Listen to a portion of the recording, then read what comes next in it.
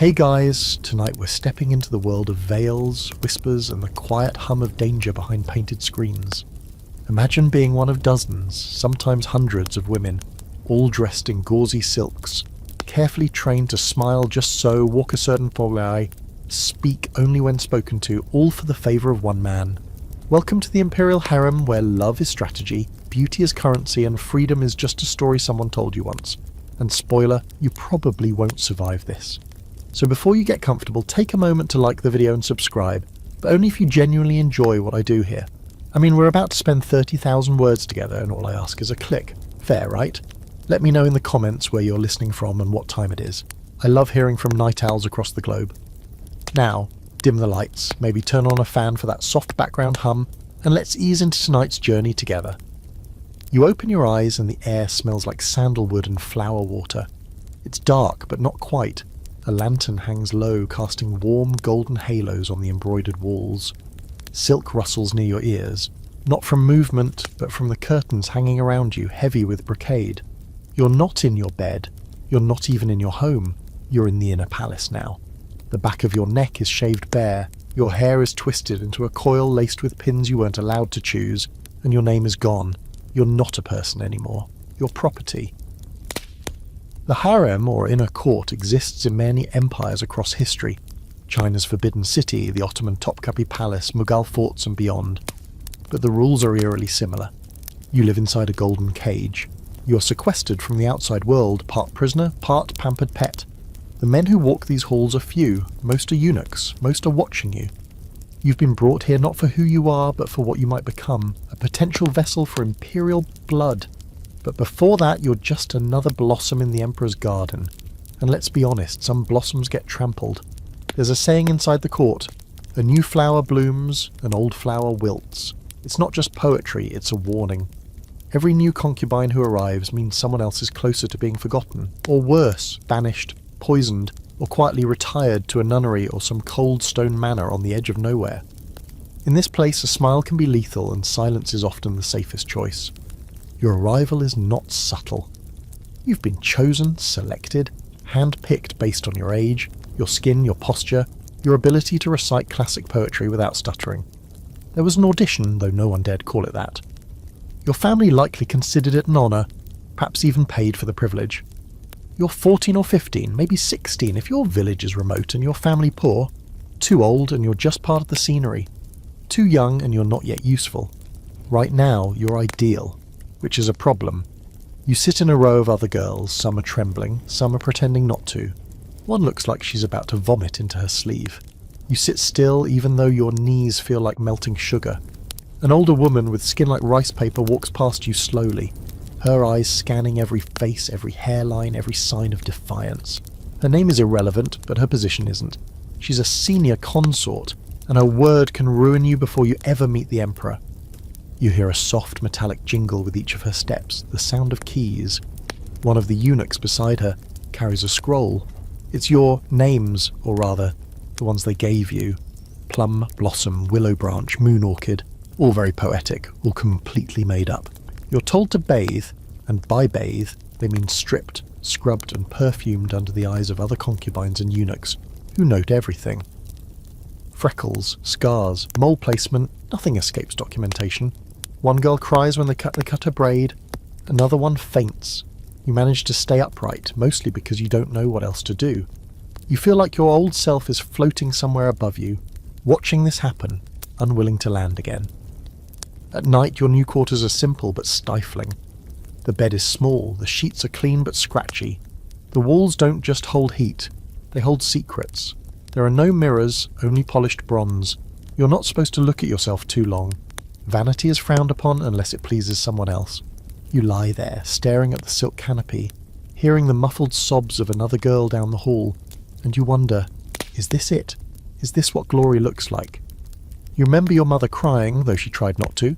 You remember your father pretending to be proud. You remember your younger brother hiding behind the door, too afraid to say goodbye. And now you're here. You feel like a doll. Not the porcelain kind, the stuffed kind. Heavy, quiet, bendable. Historically, women in this position varied wildly in fate. Some rose to unbelievable heights, like Wu Zetian of the Tang dynasty, who went from low-ranking concubine to empress. Others? They were never remembered, never named. They lived and died in silence. Some harem women were literate and politically astute, even wielding significant power behind the scenes, but many, just faces in the background of another emperor's reign. There's one whispered story about a concubine who feigned madness to avoid the emperor's touch. She supposedly spent 30 years pretending to chase butterflies in the palace garden. No one knows if it worked. No one knows her name. The debate among scholars, even now, is whether harem women had any real agency. Were they pawns, players, survivors, or all three at once? Some modern historians argue that within these strict, suffocating walls, women found clever ways to exert influence, through gossip, fashion, poetry, and the fine art of birthing the right baby at the right time. Right now, though, none of that matters to you. You're just trying to keep breathing, keep quiet, and not draw attention. Because attention here is a double-edged sword. Sure, it might lift you into favour, but it might also land you face down in a koi pond or sipping medicinal tea with surprising side effects. You finally drift off to sleep, the scent of jasmine in your hair, the echo of distant music floating through the halls. Tomorrow your training begins. Morning comes not with sunshine, but with bells, 3 short chimes and a longer one soft but firm like a lullaby, written by someone who wants you alert, not soothed. You open your eyes slowly. A eunuch stands just beyond the gauzy curtain that surrounds your small bed. He doesn't speak. He doesn't need to. You rise even though your legs protest, and slide your feet into silk slippers lined with rabbit fur. The tile floor is cold enough to remind you that dreaming is over. Welcome to your new routine. Before you can think, you're ushered into the washing hall. There's no privacy, but there is order. Bathing here isn't a ritual, it's a performance. Several girls already kneel on polished stone benches, while attendants pour buckets of warm water laced with chrysanthemum petals down their backs. You sit, you scrub, you do not speak. Eyes down, spine straight.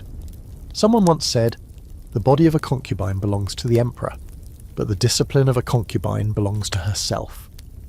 You try to remember that, even as someone unceremoniously rubs salt paste into your elbows. You were a farmer's daughter not long ago. You rose with the sun to feed chickens, sweep floors, carry buckets. The smell of dirt and sweat and smoke clung to your clothes. Here, dirt is forbidden, sweat is discouraged, and if you smell like smoke, it better be incense. The difference is dizzying. But the strangest part isn't the gold trimmings or the eunuchs, or the fact that you're never alone. It's how quickly you forget what freedom tasted like. After bathing, you're handed a pale yellow robe, trimmed in silk thread. Not too bright. Colours are a hierarchy here. Only senior concubines can wear scarlet or deep jade. You're still pond scum level. Yellowish means new and not terribly important. It matches your mood. As you dress, a thin girl beside you whispers her new name, Jade Flute. You nod politely. She'll forget it next week when someone else takes her place. The next hours blur into training. A tall woman named Mistress Seema stands at the head of a courtyard with 4 assistants behind her. Her face is pinched like an unused fan, her voice sharp enough to slice fruit. She teaches you how to walk. Yes, really. You're told to glide, not stomp. Your knees must bend, but barely. Your arms hang like willow branches. You repeat this again and again, until your calves burn. She stops you mid-step and tilts your chin upward with a slender rod. "You walk like a goose," she says. "Try harder." Next, posture. You balance porcelain discs on your head while kneeling, back straight. Someone cries when her bowl falls and shatters. No one reacts. Crying is common. You feel it bubbling in your chest, but you bite the inside of your cheek and hold the line. There's etiquette, too, when to bow, how low, which titles to use for which level of consort. It's like learning another language, only this one could get you slapped if you get the syllable wrong. For example, don't call the senior concubine madam. She's a noble lady of the 4th rank. You mess it up once, and you'll find yourself scrubbing the laundry pools for a week with the maids who didn't make the final cut. You eat lunch in silence. Rice, pickled greens, a small bit of fish. Nothing too rich. You're not a favourite yet. That means no sweets, no roast duck, no special soups sent over from the imperial kitchens. You catch sight of a higher-ranking concubine walking past your table, trailed by 2 handmaidens and carrying a peacock feather fan. She looks down her nose at you like you're one of the lacquered bowls. Not offensive, just unworthy of notice. Once, during a break, You sneak a glance out the tiny octagonal window near the bathing corridor. Outside, the world is still moving. Servants hauling baskets, lanterns bobbing on poles, scribes walking quickly with scrolls under their arms. Somewhere beyond this maze of walls, someone is laughing. You feel like a shadow trapped in a painting. Later that day, they teach you how to pour tea properly. There's a specific angle for the wrist, an exact placement of the thumb. Too much steam? It's rude. Too little? It's cold. You're told to imagine you're offering the first cup to the Emperor himself. Not that you'll see him anytime soon. Rookies don't get invited to the bedchambers for at least a month. Usually. Some girls pretend to be thrilled by that delay. Others dread it. Either way, it's coming. If not tonight, then someday. The unspoken rule: if you're chosen, you go. If you don't please him, you disappear. It's worth noting that historical records, especially from the Tang and Ming dynasties, mention concubines being taken into the palace as early as age 12, sometimes younger. Training could last months or years, depending on the dynasty and how strict the court was. In some cases, girls were promoted without ever meeting the emperor, solely based on connections, poetry, or just looking like his dead wife. Scholars argue about whether some women could refuse to go to his chamber. Most agree probably not. The quirky bit: in certain dynasties, concubines were ranked not just by beauty or behaviour, but by seasonal themes. Spring girls, summer girls, even nightingale girls. Imagine being sorted like Hogwarts, except no magic, just seasonal perfumes and the hope you don't get to typhoid. By evening, your legs ache and your back feels like it's been carrying firewood since sunrise. You're allowed to walk around the central lotus pond, supervised, of course. The water is still, almost too perfect, and a few golden fish flick their tails lazily near the surface. You lean on the railing and take a breath, the first real one all day. It smells like water lilies and old wood. Back in your quarters, a maid named Yun folds your robe and hums a lullaby from the South Provinces. You ask her, quietly, if she misses home. She looks up at you, surprised. "I don't remember it," she says simply. Then she sets your slippers by the bed and leaves. The lantern is blown out. Darkness takes over. But in your mind you see your village again. The crooked fence, the plum tree by the well, your mother peeling onions, your brother running barefoot in the mud. You try to keep that image alive because you know each day he will scrape another detail away.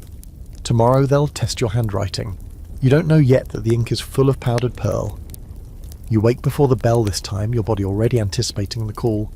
The silk sheets feel more familiar now, though they still cling a little too tightly to your skin, as if reminding you this place isn't home. You sit up slowly, rubbing the creases out of your face. The ceiling above is painted with lotus blossoms and flying cranes, symbols of purity and longevity, which is almost hilarious considering how short some of these careers turn out to be. The morning routine begins again. Bath, robe, tea, and silent marching in formation across the polished tiles to the training hall. But today there's a shift in the atmosphere, subtle but unmistakable. Eunuchs seem sharper, more alert. The senior consort walks past with a little more snap in her step. Even Mistress Seema is wearing extra jewellery. You sense it before anyone tells you. Inspection is coming. You don't know what that means exactly, but judging by the whispers darting like moths around the courtyard, someone important is making the rounds today. The Emperor? No. He doesn't stoop to look at trainees, but maybe a royal consort, or the dowager. Either way, it's a performance day. Before breakfast, a man enters the training courtyard. He's tall, skeletal thin, and dressed in crimson and black silk robes with a phoenix embroidered across the chest. His face is powdered like he's halfway to the grave already, and his eyes are blank, neutral but watchful. He doesn't bow. Everyone else does. You don't know his name, but you learn fast that he's the chief eunuch of the inner court. His reputation walks in before he does. Master of protocol, guardian of the Emperor's secrets, and, most relevant to you, keeper of the inspection registry. The registry is where everything about you is written. Your background, your body, your progress. And today, he's adding to it. You're led into a side hall one by one. Inside, the walls are lined with scrolls, brushes, and strange tools made of polished bone and carved jade. You kneel on a cushion and wait, your hands trembling in your lap. When it's your turn, the eunuch beside him begins calling out details. Height, 5 shi, 2 kun. Complexion, pale gold, teeth, even. eyes, symmetrical, posture, adequate. Then comes the part you were warned about but hoped was exaggerated. A screen is pulled around you and you're asked to remove your robe. Your hair is unpinned and inspected. A matron checks for scars, birthmarks, or any imperfections that might disturb the Emperor's delicate sense of aesthetics. You try not to flinch when the brush of cold fingers runs down your back. You fail. She notices. You feel your future shift slightly downward.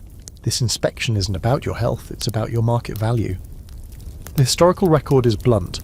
Women in the imperial harem were ranked, inspected, and categorized like prized livestock.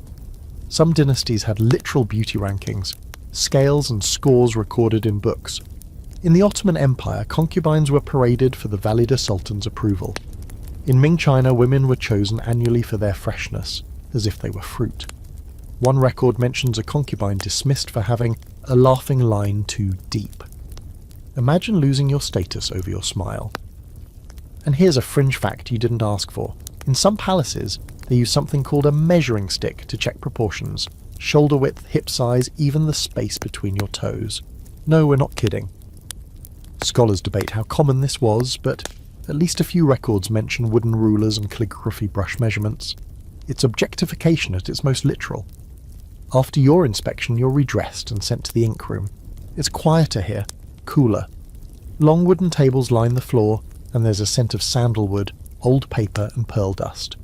A tray is set before you, brush, inkstone, and a scroll of blank rice paper. You're to write a classic poem, nothing too ambitious, just 4 lines in regulated verse. But your hands are still shaking from the inspection. The brush tip feels slippery. You focus. The brush glides. You write the first character too thick, the second too small, third one bleeds slightly. By the fourth, your breathing evens. It's not perfect, but it's not a disaster. Mistress Seema examines your scroll. She makes a humming sound. Could be approval, could be indigestion. Hard to say. Literacy is a status weapon in the harem. Many concubines are illiterate, especially the younger ones pulled from villages. But if you can read and write, even a little, it places you one step above. A concubine who can compose poetry might have a better chance at being noticed by scholars in court. Maybe even the emperor himself, if he's the brooding artistic type. Spoiler, most emperors aren't, but they do like pretending. In the afternoon, you practice music. You're handed a pipa, a 4-stringed instrument that feels like holding a wooden baby dragon. You've never touched one before. The strings bite your fingers. You learn to strum a simple tune badly while another girl near you plays with annoying precision. She's probably from a noble family, she probably had tutors. You hate her a little bit, then hate yourself for hating her. The sun begins to dip behind the high palace walls, casting long shadows through the training courtyard. Another day nearly over. You feel as though you've survived something, but you're not sure what. An evaluation, a ritual, an audition for a play you didn't know you'd been cast in. That night, Yoon, the quiet maid who hums lullabies, brings you a surprise, a sugar plum wrapped in lotus leaf. It's slightly dried out, but still sweet. She doesn't say where she got it. She doesn't need to. You eat it slowly, one bite at a time, savouring the taste of something that doesn't belong to this place. You lie in bed, heart still beating a little too fast from the day's inspection. You stare at the ceiling cranes again. They haven't moved, but somehow they seem closer tonight. A question lingers in your head, soft but persistent. What will they write in the registry next time? You're up before the bell again, though you pretend not to be. It's easier to lie still in the dark and enjoy those last few moments when no one expects anything from you. Not grace, not poetry, not the ability to pour tea without the leaves touching the lid. But when the chimes start, soft and sequential like a tune only the palace knows, your eyes open fully and you let your breath gurney. Another day begins. You already know the robe they'll hand you. Same shade of muted gold, same threadbare lining, same tiny snag at the hem you're not supposed to mention. You also know the exact number of steps from your room to the main corridor, the way the floor creaks slightly near the southeast pillar, and how the woman who walks in front of you always smells faintly of camphor and regret.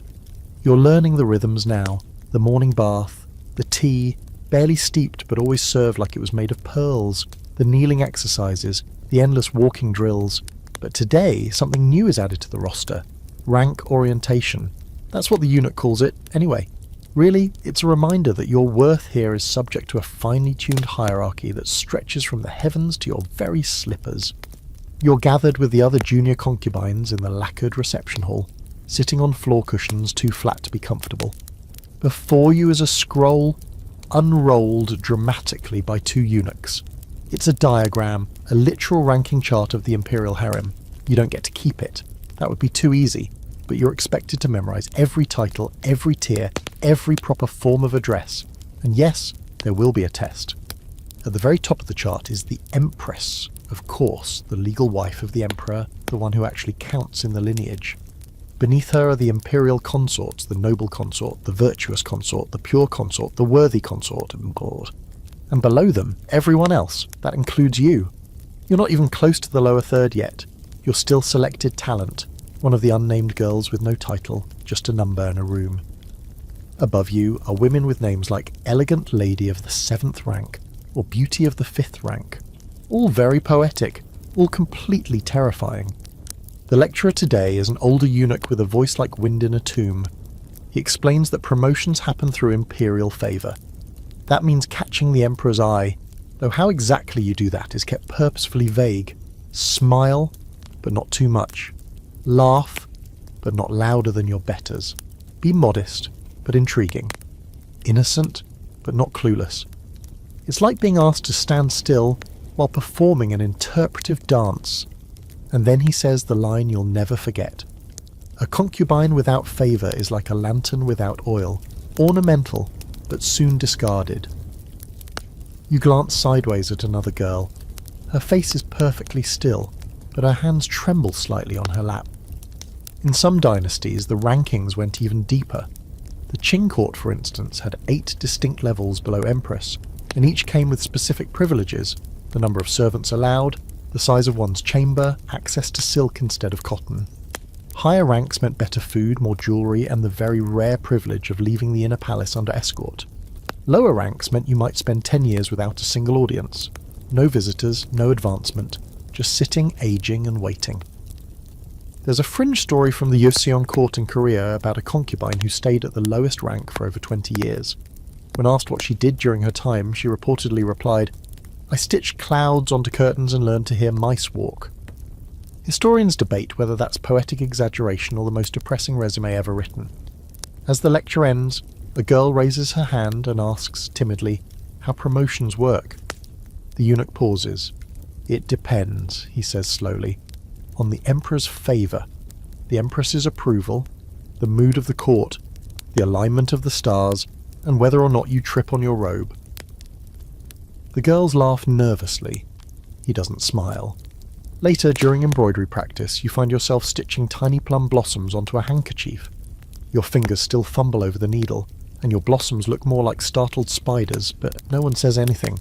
Everyone's too busy glancing at the senior girls gliding past the windows. They wear green and blue now, colours you're not allowed to touch. Their hair is pinned higher, their brows shaped in elegant arches. Their laughter is soft and timed. They walk like they own the tiles. You wonder what they did to rise. You wonder what they gave up. You wonder if they ever sleep. The open debate among historians is how much power concubines really had once they reached those upper ranks. Some argue that the higher they climbed, the more influence they held, not just over the emperor, but over court policies, religious ceremonies, and foreign diplomacy. Others say it was all illusion.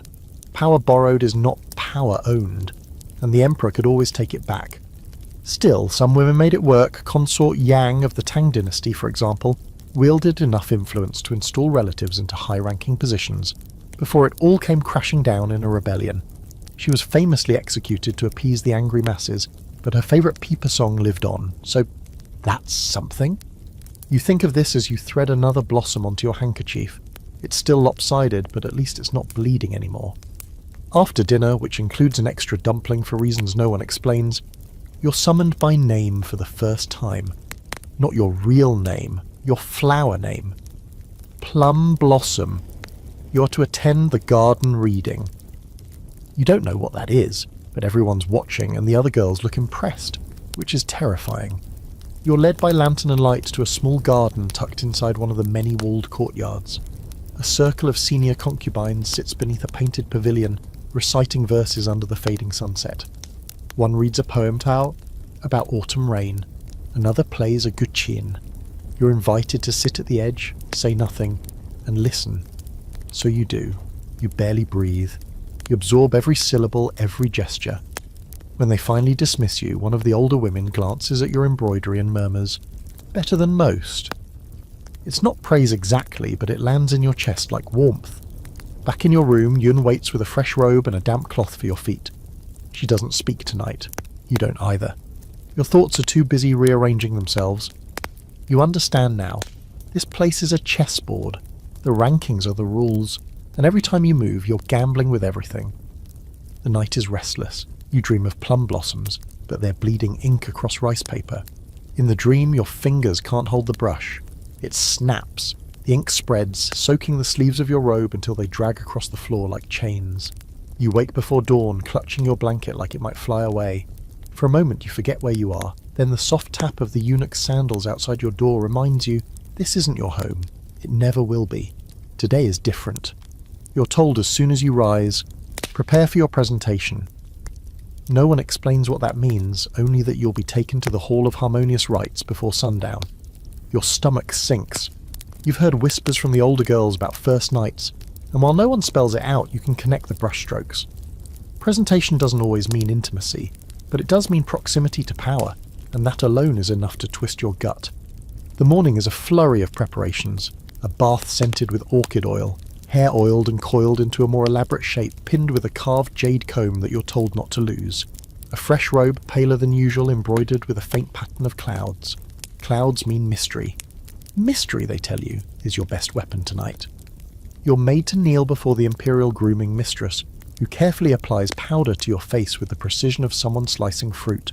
Not too much blush. It's supposed to suggest modesty. Lips tinted a shade of red that's not seductive but thoughtful. Eyes rimmed lightly with charcoal dust.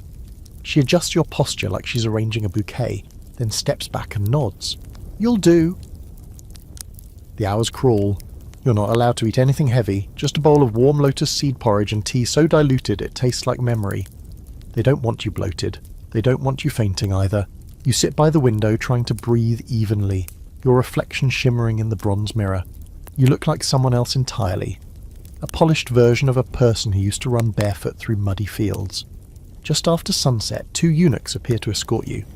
You follow them through winding corridors lit with amber lanterns, past arched doorways and shadowed courtyards where crickets chirp like an audience waiting. Your slippers make no sound, that's by design. In this place, even footsteps must be elegant. The Hall of Harmonious Rites is not as grand as you expected. The ceiling is low, the walls warm with candlelight, and the air smells like sandalwood and wine. You're told to kneel on a silk cushion, hands resting just so in your lap. There's a screen to your left, tall, gold-painted, depicting cranes flying over pine trees. It's the same motif embroidered on the emperor's robes, according to the legends. You can't see behind it, but you know someone is there. Time stretches. You kneel until your knees go numb. Your back stiffens, but you hold your posture. You are taught to look serene, even if it kills you. And then, a voice, deep, polished, casual, almost amused. "What's your name, little blossom?" You recite your assigned name and rank. You speak slowly, as taught, not too loud, not too shy. There's a pause, and then he says, "Have you been here long?" "You haven't. You say so." Another pause. "Do you play music?" You nod. "A little." He chuckles. They all say that. You don't respond. You weren't trained for conversation. You were trained for geisha. But the silence stretches, and it becomes clear he expects more. "I'm learning the peeper," you say softly. Another pause, then, "Play something next time." The tone is warm but dismissive. You're dismissed. That's it. That was your presentation. You are not touched. You are not chosen tonight. But you're seen, noticed. Your name, your posture, your poise. They've been filed somewhere in the Emperor's vast, selective memory. And that alone changes things, because now everyone else knows. The moment you return to your quarters, the air feels different. Girls glance at you, then look away quickly. One handmaid bows lower than she did yesterday. Yoon doesn't speak, but she's already laid out your nightrobe and a soft cloth for your feet. She lights a softer lantern. No words are exchanged. but the unspoken message rings loud. You've entered a new phase, you've been evaluated, and maybe, just maybe, you've set book past. Historically, first meetings between concubines and emperors were ceremonial and coded. In the Qing dynasty, there were actual schedules, rotations, sometimes even recorded logs of who spent which night where. Eunuchs handled the logistics. It was organised like a bureaucracy because it was one. The emperor's pleasure wasn't just personal, it was political. Selecting a woman was also about balancing factions, honouring family alliances, or keeping certain clans quiet. In fringe records from the Ottoman Empire, concubines who passed their first presentations were sometimes relocated to better chambers the next morning, without being told why. They'd simply wake to better sheets, softer light, and a bowl of candied dates instead of pickled radish. One woman reportedly mistook this for punishment and wept until corrected. But you, tonight, you receive no sweets, no promotion, no new robe, just silence. But silence in the palace doesn't always mean failure. Sometimes it means you've been placed on a shelf like fine porcelain waiting to be used, or broken. You lie in bed with the lantern still flickering. You're too tired to blow it out. You replay the voice behind the screen, the casual rhythm of his questions, the way his words hung in the air like incense. You don't know if he'll summon you again, but now you exist to him.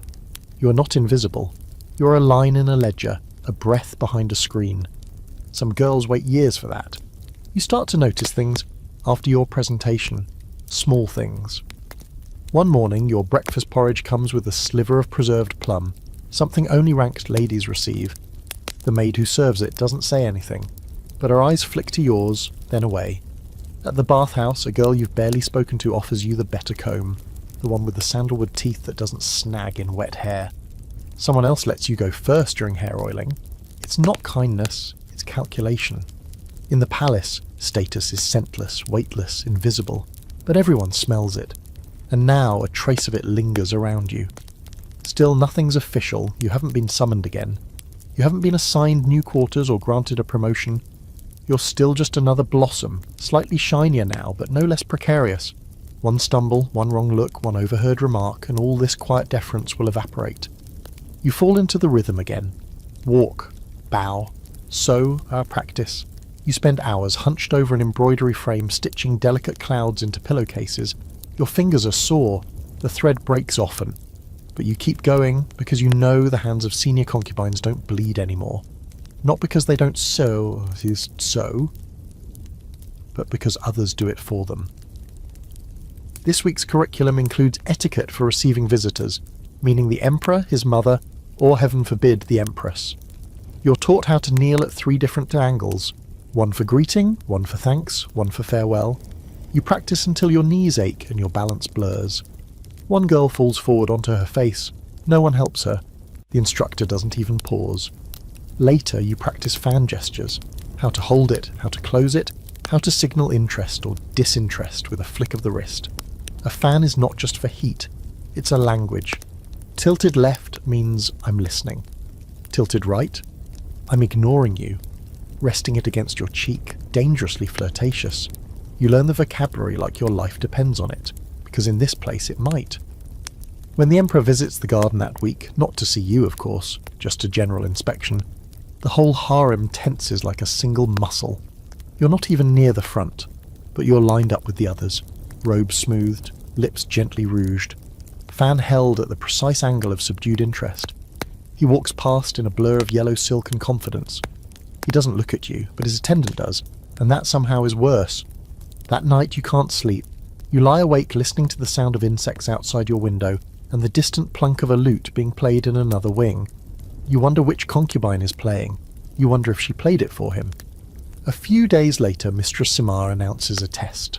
Not in walking or tea pouring, but in conversation. The premise is absurd. You'll be given a scenario and must respond as if speaking to the Emperor himself. Your mouth goes dry just hearing the rules, but when it's your turn, you kneel, you breathe, and you speak. The prompt is simple. The Emperor asks how you are today. What do you say? You smile gently and reply, "My heart is calm in your Majesty's presence." You don't look up, you don't fidget. You let the pause hang in the air just long enough to imply you could say more, but won't. Seema nods. The next girl tries to copy you and adds a joke. She's scolded immediately. No one laughs. Historical records show that imperial concubines were often expected to be conversational ornaments, able to speak, recite, or entertain, but never too much. Being clever was risky, being gallant was safer, but being dull, that was death. Figurative, usually. One fringe tale from the Ming court tells of a concubine who dared to correct the emperor's misquoted poem. She was exiled to a temple the next day. Some say she lived out her days writing bitter verses on lotus leaves. Others say she was brought back years later, older, wiser, and somehow more beautiful. The scholars can't agree. Either way, she's remembered, which is more than most. After the exam, you're allowed a half day of leisure.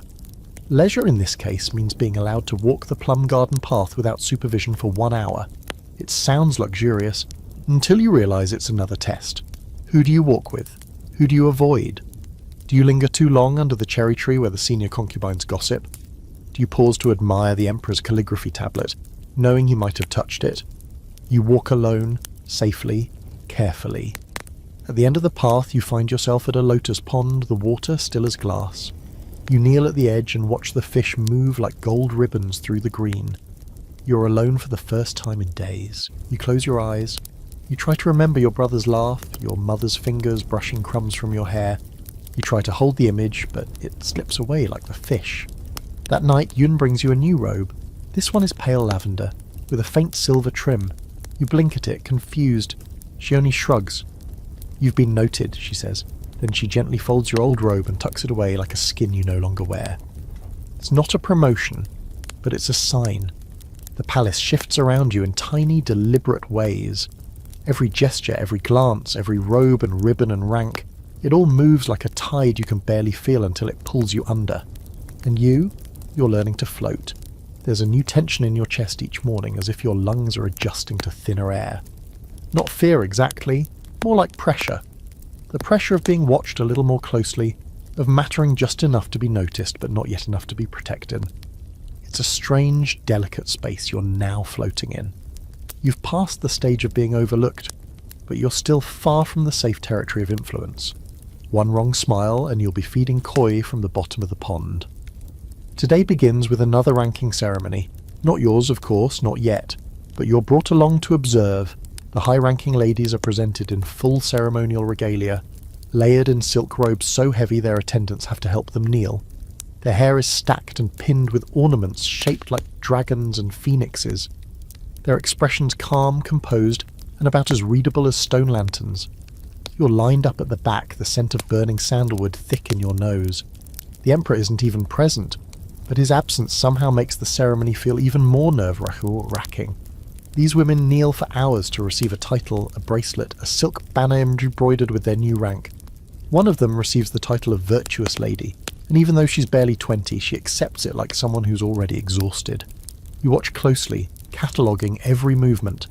The way they smile with only their eyes, the way their robes pool exactly at the edge of the mat, the way they bow just a breath longer than required. Everything here is performance, and you're slowly learning the choreography. After the ceremony, Mistress Sima calls you into a private chamber. It's small, cold, and smells like damp paper. You wonder if this is the part where they tell you failed without ever saying the word, but instead she hands you a scroll. It's your progress log. She doesn't speak as you unroll it. Your name, your harem name anyway, is written at the top in fine brushstrokes. Beneath that, a list. Poise, embroidery, literacy, musical ability, manners, beauty, silence. Next to each is a symbol. Not a number, palace grading doesn't work that way, but from her expression you gather that the combination is acceptable. "You have one job now," she says quietly. "Don't mess it up." That's it. That's the whole speech. Back in your quarters, you sit by the window and stare out at the garden. The plum trees are blooming. Again. It feels like they've bloomed 6 times since you arrived, even though, logically, that makes no sense. Time here loops and folds in strange ways, like silk being pleated too tightly. Yun brings your lunch and says nothing. You notice she places the tray with both hands today, a subtle show of respect. There's a small bowl of sweet tofu alongside your usual rice. That means something, but you don't know what yet. You've heard the phrase too many times by now. Your only job is not to mess it up. But what exactly does messing up look like? Tripping over your hem, speaking too loudly, frowning at the wrong moment? You've seen girls vanish from corridors for less. One week they're practicing embroidery next to you, the next their bed is folded and empty, their fan left behind like a ghost in the shape of wood. So you move carefully. You hold your gaze at the correct angle. You say little, but not too little. You remember which consorts prefer what kind of bow, and you never let your sleeves brush the ground. The catch, of course, is that you're still expected to be charming. They want you beautiful but humble, smart but not threatening, fertile but discreet. They want you poised and pliant and perfect, like a silk painting that moves when spoken to. You start noticing the subtle signs of others faltering. One girl, June Orchid, flubs a recitation during tea training. She forgets a line of verse, just one. The room goes dead quiet. Mistress Simon narrows her eyes. No one says anything, but the next morning June Orchid's seat is empty. Another girl, Leon Smoke, accidentally laughs at the wrong time during a conversation practice. It wasn't loud, just a sharp little exhale. But it was during a mock exchange with a pretend emperor, and that's all it takes. She's reassigned to linen folding for retraining. She used to have better hairpins than you. Now her hair is plain and pulled back like a maid's. You try not to get used to the turnover, but you do. It's survival. Evenings now come with subtle terror. The eunuchs arrive with scrolls that determine who is summoned where. Sometimes it's for music, sometimes for poetry, sometimes it is clear what the emperor intends. When they stop at your door, your breath always pauses in your throat. But they haven't stopped lately. It's been a while. Too long? That's the question now. Is silence safety, or a signal you're fading? Historically, once a concubine was noticed, her real job began. She had to stay relevant, which meant staying beautiful, staying clever, and most importantly staying useful. That often meant pregnancy, especially in dynasties where bearing a son could lift a woman from obscurity to power. But even beyond that, relevance came from aligning with the right factions, reading the palace's unspoken rules, and playing the long game. There's a strange fringe case in the Ottoman archives, a concubine who wasn't chosen for 3 years after entering the harem. Everyone assumed she'd be dismissed. Then suddenly she was summoned twice in a month, bore a son, and rose so quickly in rank that older consorts plotted to have her reassigned to a convent. She survived. Barely. No one knows how. You fall asleep that night with the faintest taste of sweetness still on your tongue. The tofu dessert from earlier lingers like a ghost. You wonder if it was a test, or a gift, or both. At some point you wake in the dark, the sound of rain tapping on the tiles above your head. Yuna's asleep on the mat by the door, her back to you. You don't call out. You just stare at the ceiling, heart humming like a distant drum. Your only job is not to mess it up. But no one can agree on what it even is. It starts with a glance. A girl you barely know tilts her fan toward you during music practice, her eyes flicking sideways like she's passing a secret under the table. You pretend not to notice because reacting too quickly in the harem is like stepping into a trap that hasn't even been baited yet. But later, when the practice ends and everyone begins shuffling their instruments back into embroidered cases, she lingers by your side. Not close enough to raise eyebrows, but just within reach of a whisper. "She liked your stitching," she says softly, almost without moving her lips. You blink, slow and polite. "Who?" She doesn't answer. She only dips her head and glides away, the hem of her robe whispering across the polished floor like a warning. You don't sleep well that night, because if she means who you think it means, then it's not praise, it's surveillance. Welcome to the secret language of the harem. The silk screens may separate rooms, but they don't separate secrets. There's a whole world here made of coded gestures, phrases that mean their opposite, and gossip so weaponized it could be classified as light artillery. Fans aren't just for cooling faces, they're used like punctuation. Eyes dart like messengers. Even the direction you knot your sash can say, "I heard what you did," or "I didn't hear a thing, but I will soon." Your own fan, by the way, now bears a painted motif of cranes flying over peonies. It was assigned to you, supposedly at random, but a girl in your sewing circle muttered that peonies mean ambition. And cranes? They live a long time, but only if no one clips their wings. During mid-morning etiquette drills, you start noticing the layers beneath the surface. A small nod to a rival, but with slightly too much teeth in the smile. A compliment on a girl's hairpin that's actually a veiled insult about her status, because everyone knows that style is 2 seasons out of favour. Even brushing someone's sleeve by accident might be a signal. You're seen, or worse, you're next. You begin practicing the language yourself. You learn how to hold your fan just so, tilted, but not tilted enough to suggest arrogance. You lower your eyes with just the right amount of demure interest when a senior concubine enters the room. You adjust your sleeves when someone mentions the Emperor's name, a subtle gesture that says, "I know my place." It's exhausting, but in a strange way, it's also invigorating. Like you're finally figuring out how to swim without flailing. One afternoon, you're in the garden pavilion during calligraphy study when a breeze lifts the paper from your desk. You reach to catch it, and your brush smears a dark line across the character for stillness. A mistake, obvious and messy. The girl next to you doesn't laugh. Instead, she leans in and whispers, "Some mistakes are safer than others." You glance at her. She's new, but sharp. You want to ask what she means, but she's already returning to her scroll, her brush moving in perfect, dangerous movements. That evening, Yoon is quiet as she brushes your hair. She always is, but tonight the silence feels heavier. You ask softly, "Do you ever miss home?" She doesn't look up. "There's nothing to miss once your name is taken," she replies. Then she knots your hair into a loose braid and gently places your fan beside your sleeping mat. There's a historical debate about just how structured the communication within harems truly was. Some scholars argue that it was pure improvisation, a social survival instinct born from forced proximity. Others claim the system was practically formalized, an unofficial court language made of flowers, fabrics, glances, and carefully coded poetry. In some cases, entire rivalries were conducted through gift exchanges. A comb made of ivory? Respectful. A comb made of bone? Insulting. A robe dyed too close to a senior's signature colour? That could spark a demotion.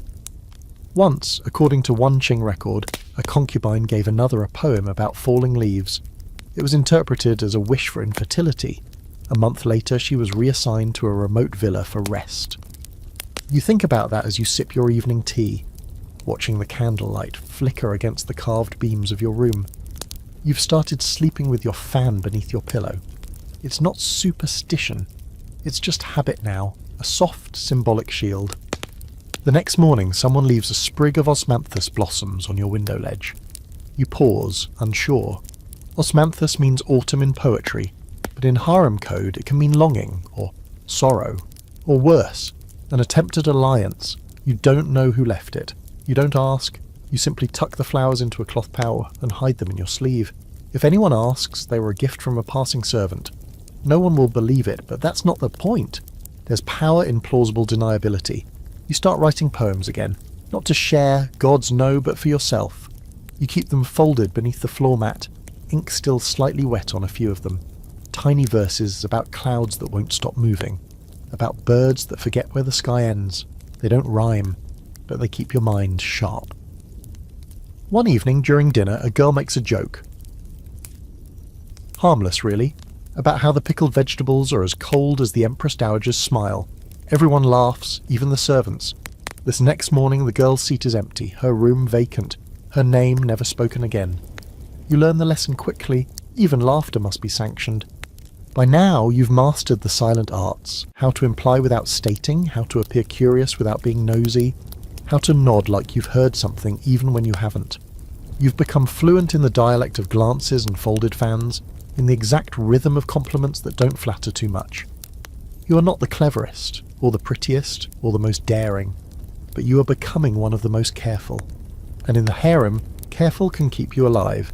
You're eating breakfast, soft rice porridge, slices of winter melon, a boiled egg cooled to room temperature, when the quiet shift in the air lands like a breath you weren't ready to hold. It begins with silence, a true one, not the ordinary hush of polite courtiers, but the kind that means someone is listening just beyond the curtain. Then it sharpens. Girls sit straighter. Bowls are set down more gently. Fans hover in place unreadable. Even the birds outside seem to pause. Someone is about to snap. You feel it before you see it, like a gust of wind before a storm. There, by the stone lantern at the edge of the courtyard, two girls lock eyes across a narrow garden path. You know them both. Not well, but well enough. Spring Reed, known for her endless hair and too sweet voice. Lotus Song, quiet, perfect calligraphy, once seen handing a handkerchief to the Emperor's brother. Not forbidden, but close. The exchange is quick. A glance, a flick of the sleeve, a step just a touch too aggressive for such delicate shoes. And then Spring Reed stumbles, just slightly. Not enough to fall, but enough to draw gasps from the maids. Her hand reaches out, touches the hem of Lotus Song's robe. The robe twitches back. No one speaks, but the damage is done, the message received. Whatever peace once existed between them is gone now. You sit still, spoon halfway to your mouth, pretending not to notice anything. This is how jealousy enters the room here. Not loud, not screaming, but like a thread being pulled through silk. Slowly, precisely, with the promise of unravelling everything. Later, during mid-morning tea service, the tension still lingers like incense. Lotus Song is nowhere to be seen. Spring Reed smiles just a little too wide, pours her jasmine tea with such grace it's almost mocking. You keep your head down. That's the rule. Don't engage, don't observe too closely, don't offer a fan or a cloth or a kind word to anyone who might be marked. Still, you wonder what it was. A whispered insult? A suspected affair? A glance in the wrong direction? Or maybe it was simpler. Maybe one of them was chosen for the Emperor's evening roster, and the other wasn't. Because jealousy in the harem isn't just personal, it's political. Every night a concubine spends with the Emperor could result in a child. And every child could be a prince, and every prince could become the next emperor. So yes, a stumble is never just a stumble. Historical records overflow with stories of rivalries turned lethal in the inner chambers. One of the most famous is that of Consort Zhao and Empress Lu during the early Han Dynasty.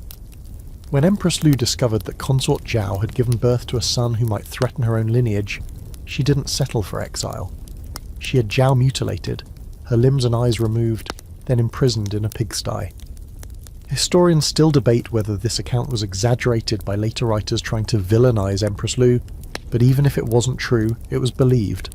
And belief is power. Even in less murderous contexts, jealousy often manifested in subtler ways. Poisoned sweets, tampered face powders, altered letters. In the Ottoman harem, some favourites were said to have their cosmetics laced with lead to dull their beauty over time. In Korea's royal court, rival concubines would secretly bribe palace physicians to issue false health reports, claiming pregnancies that didn't exist, or denying ones that did. It's not like you haven't heard rumours already. The girl 3 rooms down from you who suddenly became sick after eating red bean buns. The pair of slippers left outside a rival's door soaked in ink. The songbird that mysteriously died after being gifted by a fellow trainee. You begin to keep your things locked, even though your room is almost always guarded. You mix your own tea when you can. You watch which cups are offered to you and by whom. Yoon, who brings your food and combs your hair, notices your caution but says nothing, just nods once, as if confirming you're finally learning to breathe with your ears open.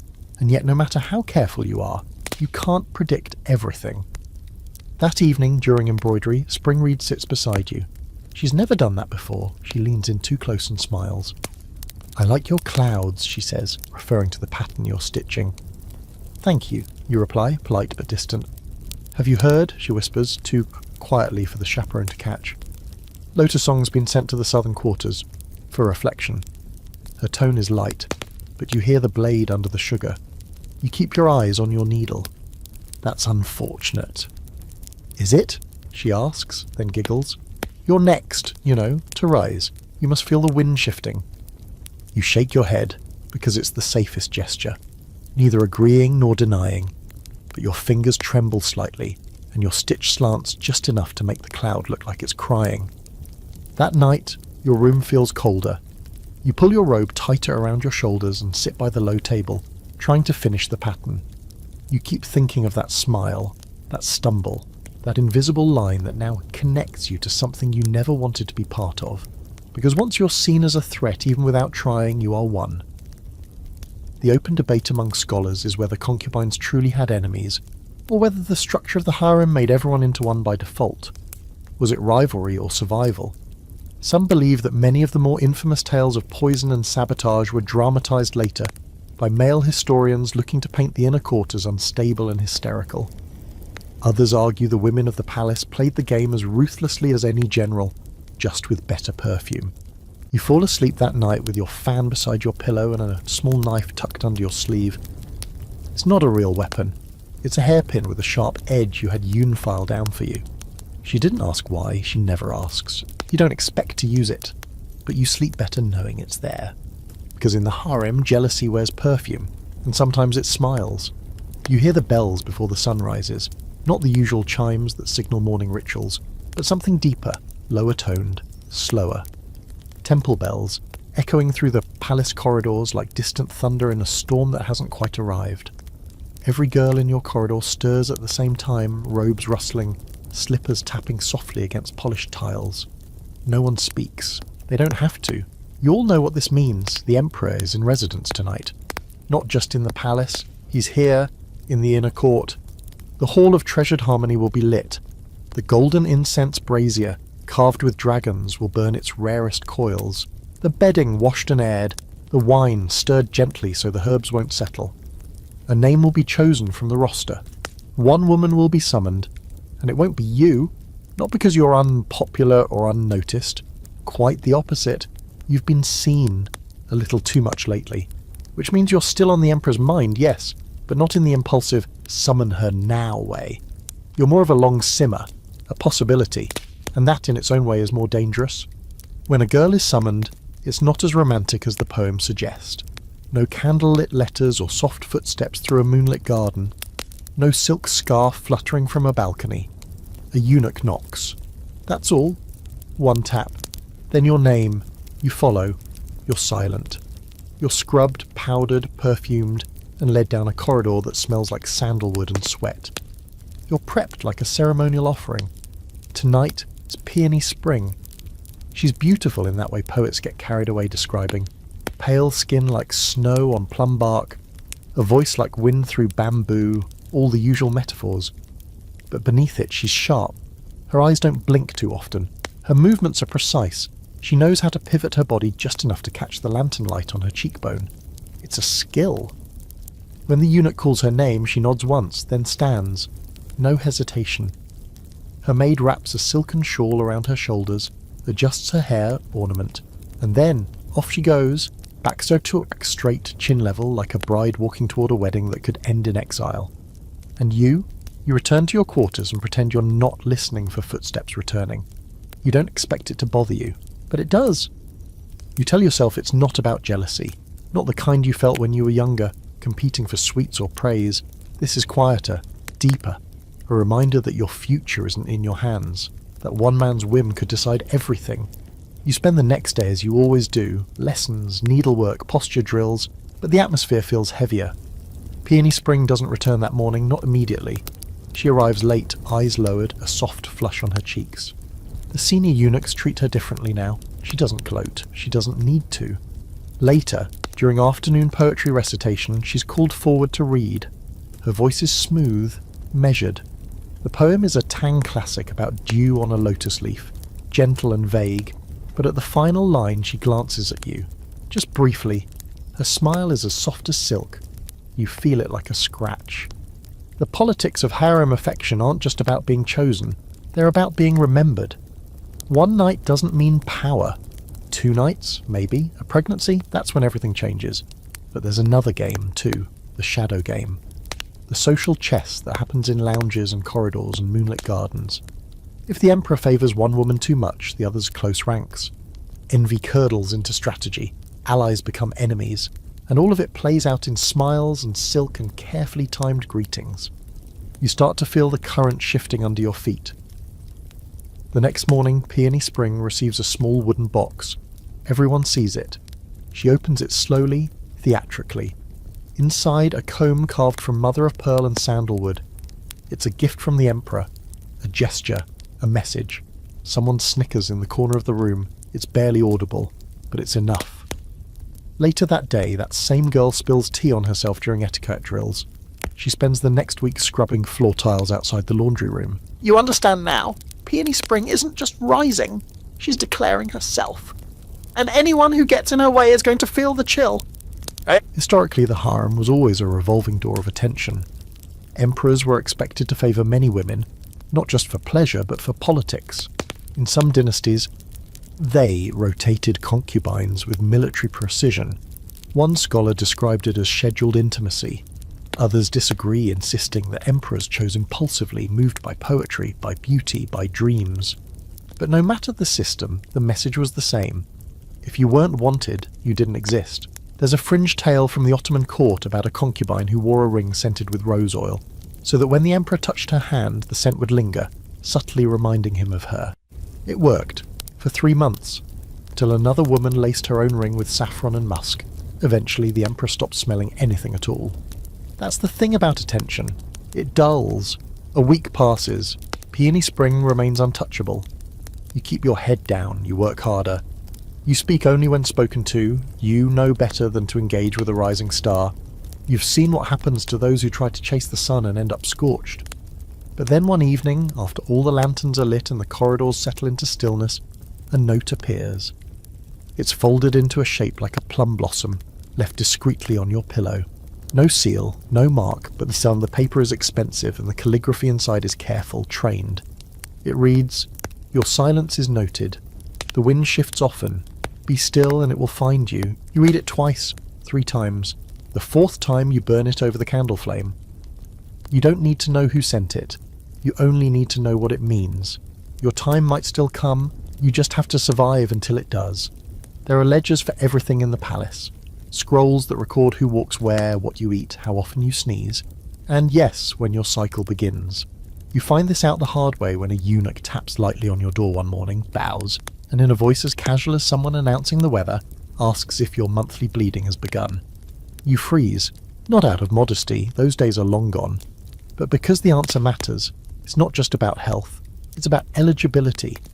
A woman who's menstruating cannot be summoned to the emperor's bed.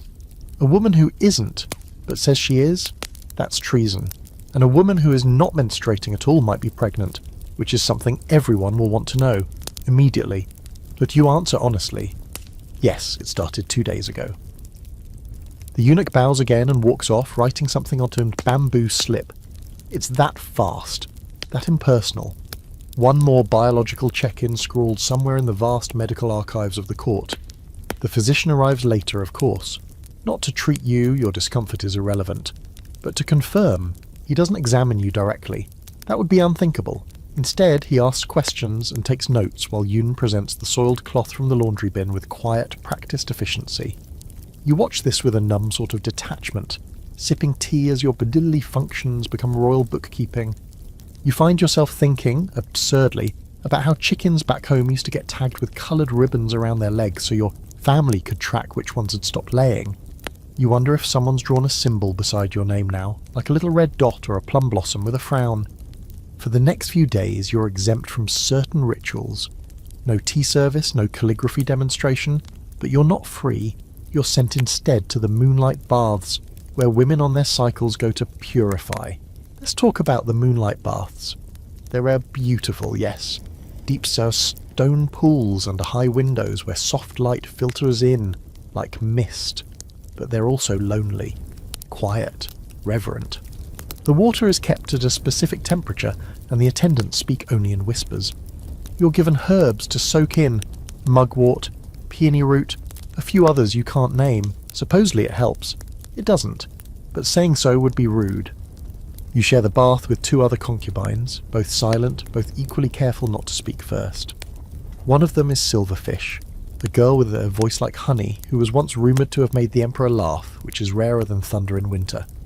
She looks at you across the steam and says nothing. Her face is perfectly unreadable. You wonder how many secrets this water holds. Menstrual tracking in the palace isn't new. In ancient China, it was common for midwives and eunuchs to maintain monthly charts for every woman in the inner court. Some emperors even carried small bone tablets inscribed with names and dates, allowing them to schedule intimacy. Not very romantic, but certainly efficient. In some courts, a missed period triggered immediate attention. If a pregnancy was confirmed, the woman's status could soar overnight, or, in rare and more sinister cases, disappear entirely if the pregnancy was politically inconvenient. There's a fringe case from the Tang dynasty, a low-ranking concubine rumoured to be pregnant with a child the empress claimed couldn't possibly be the emperor's. Her name was struck from the records. Whether she miscarried, gave birth, or was simply silenced, no one knows, but historians have noted a conspicuous blank space in the court log for that month, a gap where a name used to be. You spend 3 nights in the moonlight baths, you emerge cleaner, yes, but also quieter. Something about being surrounded by the still water and still women makes your thoughts slow down.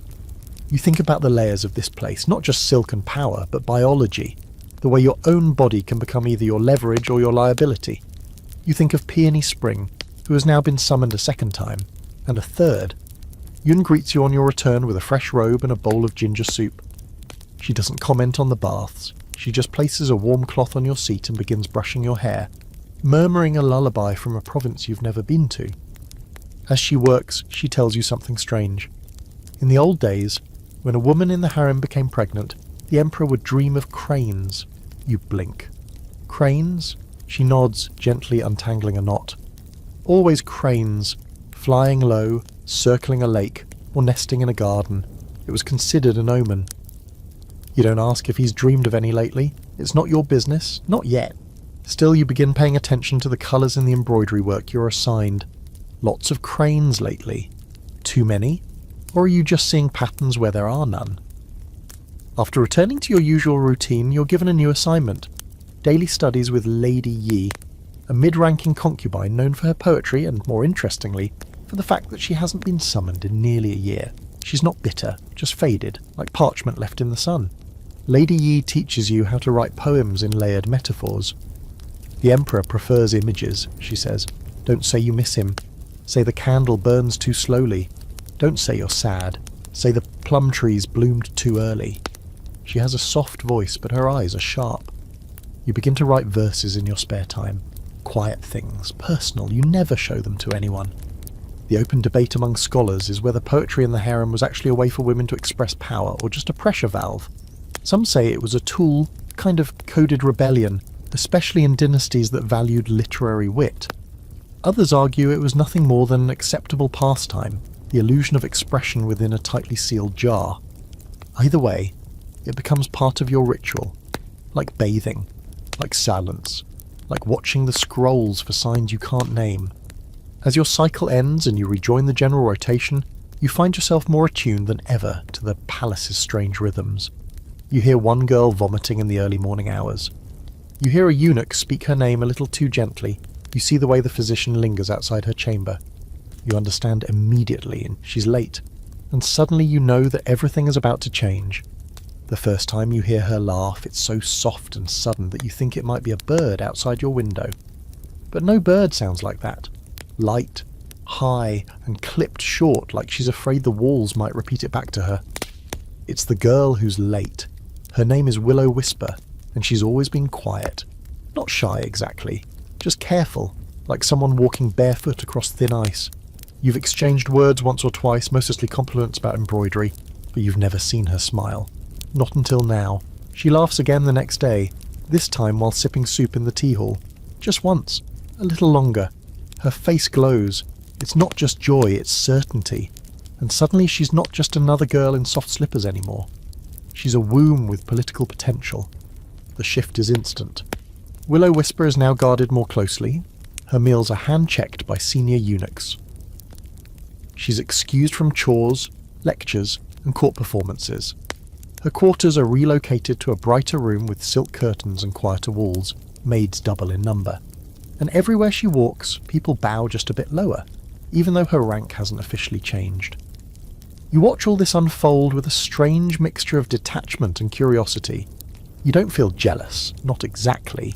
You feel alert, like someone watching a storm form at the edge of the horizon. Beautiful, awe-inspiring, but very likely to knock over your roof. Her pregnancy is not confirmed publicly yet. It won't be for several more weeks after the second physician visit, a series of ceremonial bathings, and a blessing by the temple priest. But everyone knows, the smell of ginger, the way her hand rests on her stomach, the shuffle of her steps. Even her voice has changed. Lighter now, as if floating. At night in the gardens you catch snippets of conversation. The Emperor smiled when she bowed yesterday. He asked if she was comfortable. He sent her lotus paste buns, still warm. This is the moment every concubine is theoretically preparing for, to be chosen, to be impregnated, to become the mother of a prince. But what no one tells you is how quickly it turns the entire palace against you. It's not the favor that's dangerous, it's the shift in hierarchy. One morning, Peony Spring enters the bathhouse late and ignores the traditional bow toward Willow-Wisper. It's subtle, but deliberate. Another girl accidentally spills hot tea on the edge of Willow-Wisper's sash and offers no apology. The message is clear. Just because you might be carrying royal blood doesn't mean you're untouchable. Not yet. Still, you can feel the palace beginning to bend around her presence. The poems in the morning recitations include more spring imagery. The calligraphy assignments now feature characters related to growth and legacy. You're assigned to embroider a small swaddling cloth, not for her directly, of course, but in anticipation. You sew cranes and bamboo, your fingers trembling slightly on the silk. Historically, the stakes of pregnancy in the palace were both enormous and terrifying. In many dynasties, a pregnant concubine instantly outranked women far above her in title. An expectant mother was shielded, pampered and, if her child was born male, elevated for life. But the danger was just as high. Miscarriage was common and rarely considered a natural tragedy. It was viewed with suspicion. Accidents were often rumoured to be arranged. There's a well-known case from the Ming court, a concubine who conceived after a single night and who miscarried 3 weeks later. The court physician claimed it was due to stress, but her maid swore someone had placed bitter herbs in her soup. The emperor exiled 3 women the next day. The concubine never recovered. You begin to notice the undercurrents tightening around Willow-Wisper. Her maid changes. Her closest friend is reassigned to an entirely different wing. You hear the shuffle of guards outside her quarters now, unusual for a woman of her current rank. She smiles less. She eats slower. Her laugh disappears. Then there's the night of the moonlight gathering, a monthly ritual where the emperor walks through the inner garden at twilight and accepts poetry, gifts, or offerings from the concubines. He rarely stays long, but his presence alone as Inasupta was enough to send waves through the court. You're invited to participate. So is Willow-Wisper. You're given 2 days to prepare a gesture. Something subtle, not too forward. Nothing overtly romantic, that would be gauche. Something poetic. You decide on a folded paper lantern with verses inside, each written in the shape of a lotus petal. Not revolutionary, but tasteful. The kind of gift that says, I'm clever but not scheming. I'm worthy but not grasping. The night arrives, the lanterns are lit early. Incense trails through the courtyards like fog. You're dressed in a robe of soft pearl grey with white embroidery. Simple, reflective, safe. Willow-Wisper arrives late. She walks slowly. A eunuch supports her arm. She carries no gift, just herself. And somehow it's enough. The emperor pauses when he sees her. Not long, not theatrically, just enough to be seen. He doesn't smile. He doesn't need to. His silence is permission. Later, when he departs, the whisper spreads like a flame. He touched her hand. You know what that means. Everyone does. Touch, in this world, is declaration. That night, Yun brings you a rice cake with a golden stamp pressed into the top. From the kitchen's overflow, she says, but you know what she means. Someone noticed your lantern, someone appreciated it. Maybe not enough to summon you, but enough to send sugar, a gesture in return. And while you sit, eating slowly, you think of Willow-Wisper in her new quarters, surrounded by warmth, guarded by proximity, drifting on the soft promise of a future that may or may not exist. You wonder how many women have passed through that same stage, carrying possibility, sleeping next to danger, smiling through paranoia. You think of her hands resting over her stomach. You think of the way she laughed once, and you wonder if she'll survive long enough to laugh again. The imperial mother doesn't walk. She arrives. That's the only way to describe it. You hear her before you see her. The faint tapping of her jade-inlaid cane, the soft rustle of 10,000 threads of silk, and the slight shuffle of an entourage that seems to take up more space than physics should allow. And then, she's there, filling the courtyard like incense smoke. Beautiful from a distance, choking up close. You're summoned along with 15 other mid- and low-tier concubines to kneel into the pavilion of ancestral virtue. It's not optional. Nothing involving the emperor's mother ever is. She is, technically, a retired empress dowager, her formal power folded away like an old banner, but everyone knows she still pulls the strings. She's the spine of the inner court. Her word can undo marriages, override promotions, erase names. She once reportedly banished a noble consort for daring to wear a hair ornament too similar to hers. You've heard she has never smiled with both eyes, You're about to find out. The kneeling begins, your third row, centre. Not the front, thank the heavens, but not invisible either. Close enough that if she wants to ruin your year with a single sentence, she could do so with eye contact alone. She enters flanked by attendants in soft blue silk, all moving in eerie synchronization like fish in a stream. Her face is powdered, hair sculpted into an elaborate arrangement of gold combs and pins, each representing something symbolic: loyalty, strength, patience, and probably latent cruelty. She sits on the elevated dais, arranges her sleeves, and gazes down at the half-circle of women in front of her, with the sort of expression one might wear when surveying a garden full of plants that need pruning.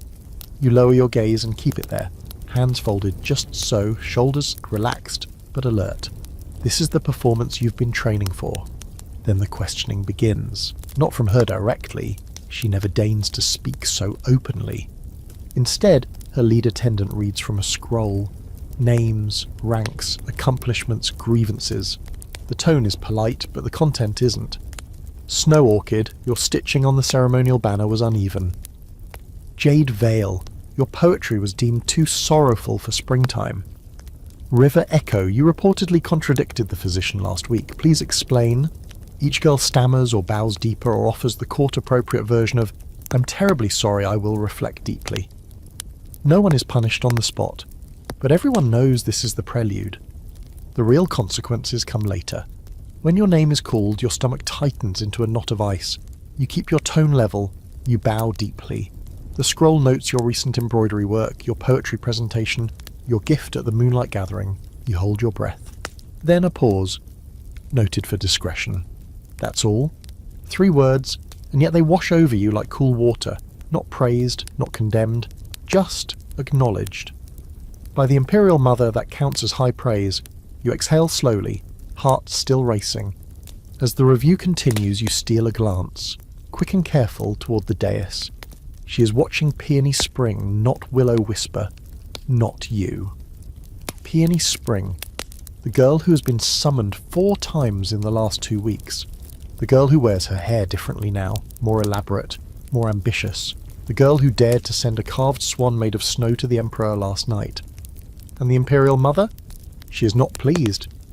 You see it in the slight narrowing of her eyes, the tilt of her head, the sharp, silent way her fan closes. Peony Spring is marked. You can feel it. And here's the truth that nobody whispers out loud. The Emperor's attention means nothing if it displeases the woman who raised him. Historically, the role of the Empress Dowager was often more powerful than that of the Emperor's wives, or even the Emperor himself, especially when he was young, distracted, or easily manipulated. These women shaped dynasties, orchestrated marriages, and removed threats. Their political reach extended deep into the inner court and beyond. In many dynasties, the Dowager chose who could see the Emperor, who could rise, and who would conveniently retire to a faraway temple. In fringe cases, the Dowager would even choose which children lived. There are records of baby boys who disappeared quietly, inconveniently, their mothers reassigned to serve in forgotten halls. The reason? They were born of a woman not favoured by the Empress, or by the Dowager herself. So when the Imperial Mother closes her fan at Peony Spring, it's not just a gesture, it's a verdict. After the ceremony ends, you file out with the others, careful to bow again before leaving the threshold. Outside, the courtyard feels colder, despite the spring sun. You glance at Peony Spring as she walks past. Her face is tight, her lips slightly pressed, her hands tucked into her sleeves to hide the trembling. You say nothing, you don't smile, you don't nod. You do exactly what she would do if your places were reversed. Nothing at all. That night, the Emperor doesn't summon anyone. The next day, Peony Spring is invited to the meditation hall in the far wing, a place reserved for reflection, obedience, and silence. She disappears behind the golden doors, and no one speaks her name for 3 days. Meanwhile, Willow Whisper remains untouchable. You unexpectedly receive new silk thread, imperial dyed, and an upgraded seat in the embroidery chamber. Yun notices first and says with the faintest grin, "You're moving up, without moving at all." And that's the real skill here, isn't it? In the harem, forward motion is dangerous. Too much heat draws attention. But stillness, strategic, deliberate stillness, That's how you survive. Because it turns out the most powerful woman in the palace isn't the one sharing the emperor's bed. It's the one who made it. There's a rule in the harem, unspoken but universally understood. Curiosity gets you remembered, and not in the good way. Asking questions is like tossing coins into a dark well. Sometimes you hear the splash, sometimes you hear nothing. Either way, someone's always listening. So when you find the book, tucked beneath the cushion of your embroidery bench, your first instinct is to pretend you didn't. It's small, worn, its silk cover faded to a ghostly blue. The title has been scrubbed away, probably on purpose. The temptation is immediate. It hums. Forbidden things always do. You look around. The other girls are bent over their hoops, heads bowed, lips slightly parted in the dreamy fog of repetitive stitching. The eunuch chaperone is half asleep, fanning himself with one hand, eyes half-lidded like a bored lizard. Slowly you tuck the book into your sleeve, heartbeat thudding so loudly you're sure it must be visible in your throat. Back in your quarters, after Yoon has swept the floors and folded your outer robes and vanished into the hallway like a whisper with legs, you light the smallest oil lamp you own and open the book. It's not poetry, it's not scripture, it's not even court-approved history. It's philosophy, and not the dry, droning kind they recite during morning meditations. This is personal writing. Reflections, arguments, questions scrawled in narrow, slanted brushstrokes. Marginalia, underlined phrases. Ink blots where someone clearly hesitated before finishing a thought. You recognise the style, vaguely. It resembles the older schools of Confucian commentary, but this isn't approved reading for women. Especially not concubines. One passage catches your eye. Obedience is mistaken for virtue. Submission mistaken for harmony. The obedient woman is not always the moral one, only the silent one. You read it twice, then again. You should burn this immediately. But you don't. Instead, you wrap it in an old silk sash and hide it beneath your bedding. You spend the next few days looking at everything a little differently. The senior concubines offering bowed greetings now seem more like diplomats than lovers. The eunuchs look less like guardians and more like silent scribes, absorbing everything, remembering what matters. Even Yun, scrubbing the floor with her usual blank expression, seems like she might know more than she lets on. And you, quiet, careful, halfway up the ladder, start to wonder if playing this game might not be the only way out. The harem has never encouraged women to think deeply. That's not its purpose. Beauty, obedience, and a womb willing to bear heirs, those are the currencies. Education? Dangerous. A woman who reads is a woman who might question, a woman who might resist. And in this place, resistance doesn't come with a dramatic exit. It comes with silence, a sudden illness, a transfer to the cold palace where no one returns. Historical records are cagey on just how literate the average concubine was. Some dynasties encouraged basic reading and writing, if only for etiquette and poetic performance. Others forbade it entirely, but every now and then a story leaks through, like the Qing concubine who wrote hidden letters in the margins of religious texts, or the Tang-era noble lady who kept a secret journal in code, using flower names to describe court politics. There's even a fringe legend of a concubine turned ghost, who supposedly haunts the palace library, weeping not for lost love, but for the book she never got to finish. You begin sneaking moments with your book, late at night, early morning before the sun hits the lacquered window panes. The passages become familiar, the ink stains like landmarks. Sometimes you trace the brush strokes with your finger, wondering who the original owner was, a disgraced consort, a sympathetic eunuch, or maybe someone like you, quiet, curious, just smart enough to be dangerous. One evening, while practicing zither scales in the music chamber, you hear two senior concubines whispering near the moon gate. Their voices are low, sharp, carrying just enough meaning to make you freeze mid-note. She was reading again. She thinks no one notices. She'll notice soon enough. You pluck the string too hard. The zither hums like a snapped wire. They don't say who they're talking about. It might not be you. It could be one of the others, someone bolder, someone less careful. But that night, you move the book to a new hiding place, sliding it behind a loose tile near the foot of your bed. You sprinkle dust back over the crack. Then you lie awake, staring at the ceiling, wondering whether knowledge is really worth this kind of terror.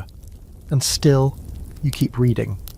One passage in particular burrows into your mind. To know the rules is to obey them. To understand them is to outlive them. You repeat it silently during embroidery drills, during meals, during posture training. It becomes your charm, your mantra, your mental escape tunnel. One afternoon, Yoon finds you staring into space while sewing and says, "Your hands are moving, but your eyes are far away." You blink and smile, just counting stitches. She gives you a look that says she knows that's a lie but won't press. Later, she sets down your evening tea and whispers, "Don't read when the oil burns too low. Shadows are louder than words." That's the closest she's ever come to admitting she knows. And that's the thing, you're not alone. You've never been. There are others scattered like beads in the folds of the palace. Women who pretend they're just admiring the garden when they're actually listening to whispered names. Women who compose love poems by day and political metaphors by night. Women who stitch clouds while plotting storms. You're not foolish enough to think you're special, but you might be careful enough to survive. There's an open debate among historians about whether concubines had intellectual lives beyond their performances. Some say no. Life was too regulated, too fear-driven. Others argue that repression breeds ingenuity, and that the palace, for all its cruelty, was also a crucible for strange, silent brilliance. Maybe both are true. Maybe you're living proof. The next time you walk through the pavilion of scholars, you don't look at the display scrolls. You look at the eunuch sweeping the floor near the archives. He pauses when your footstep echoes. You nod. He nods back. And suddenly the walls of the palace feel less like a prison and more like a maze you're beginning to map. You don't need to be the cleverest, you just need to be clever enough. It's just after the morning bell when smoke curls into the sky from the western wing. At first, you think it's incense. The breeze carries a scent that isn't unpleasant. Bitter. Woody. Not unlike the sandalwood coils that burn during prayer. You're sipping your tea when the screaming starts. Not a lot of it. Just a single sharp note like glass shattering across a lake. That's when you know something's wrong. You eyes instinctively, but before you can step into the corridor, a eunuch appears at the threshold of your room. His face is blank, but his eyes are too wide. "Remain indoors," he says. So you do. You sit back down and pretend to read the scroll on your lap, even though your ears are stretched toward the sound of frantic sandals and distant coughing. The smoke is thicker now, visible through the slats of your window, rising in long threads toward the painted rafters of the eaves. "Fire," Yoon says flatly, stepping into the room without ceremony. She closes the shutters. "Servant quarters, 3rd level, maybe 4th, they'll say it was an accident." "They always say it's an accident," you reply. She doesn't argue. She walks to your trunk, opens it, and begins folding your best robe. "If they evacuate us, wear this." "You think it'll spread?" She shrugs. "Walls catch. So do reputations." You hear later, much later, that it was started by a knocked-over lantern, or perhaps a maid's cooking brazier left too hot, or maybe the fire just started because someone decided it should. The truth doesn't matter. What matters is who was inside when the smoke thickened and the doors locked. One name comes back through the whispers. Spring Reed. You freeze when you hear it. You haven't thought of her in days, not since her quiet fall from favour. She'd been walking a fine line after Peony Spring's demotion, and Willow Whispers rise. Too smug, too visible. Maybe she knew something. Maybe she said something. Or maybe she was just in the wrong wing at the wrong time. She isn't dead, but she's not well. You hear the details in fragments. Burned feet, scorched hair. Her voice gone. Not from injury, but shock. She hasn't spoken since they carried her out of the smoke. She's moved to the Quarters of Mercy, a place where fallen concubines go to recover, or to fade. The phrase you keep hearing is, "She's being looked after," which means she's being watched. Fires in the palace aren't common, but they're not rare either. Historical records describe several major blazes in harem quarters over the centuries, each one loaded with suspicion. The most infamous occurred during the reign of Emperor Xuanzong, where an entire wing of favoured concubines was destroyed overnight. Officially, faulty oil lamps. Unofficially, a purge buried under ash. The debate continues even today. Were these accidents, acts of sabotage, or simply the price of cramming hundreds of volatile women into ornate wooden cages? You sleep poorly that night, the scent of smoke lingering in your hair despite 2 baths. The sky outside your window is bruised, heavy with soot. The walls feel thinner, the air more flammable. You dream of fire, not hot, not painful, just silent, creeping flames licking across silken screens. You try to run, but your slippers melt to the floor. When you wake, your hands are clenched so tightly your nails have left half-moon marks in your palms. The next morning, nothing has changed, except everything has. Will-O-Wisper is moved again, this time to the Pavilion of Morning Light, a private suite closer to the Emperor's quarters. The implication is obvious.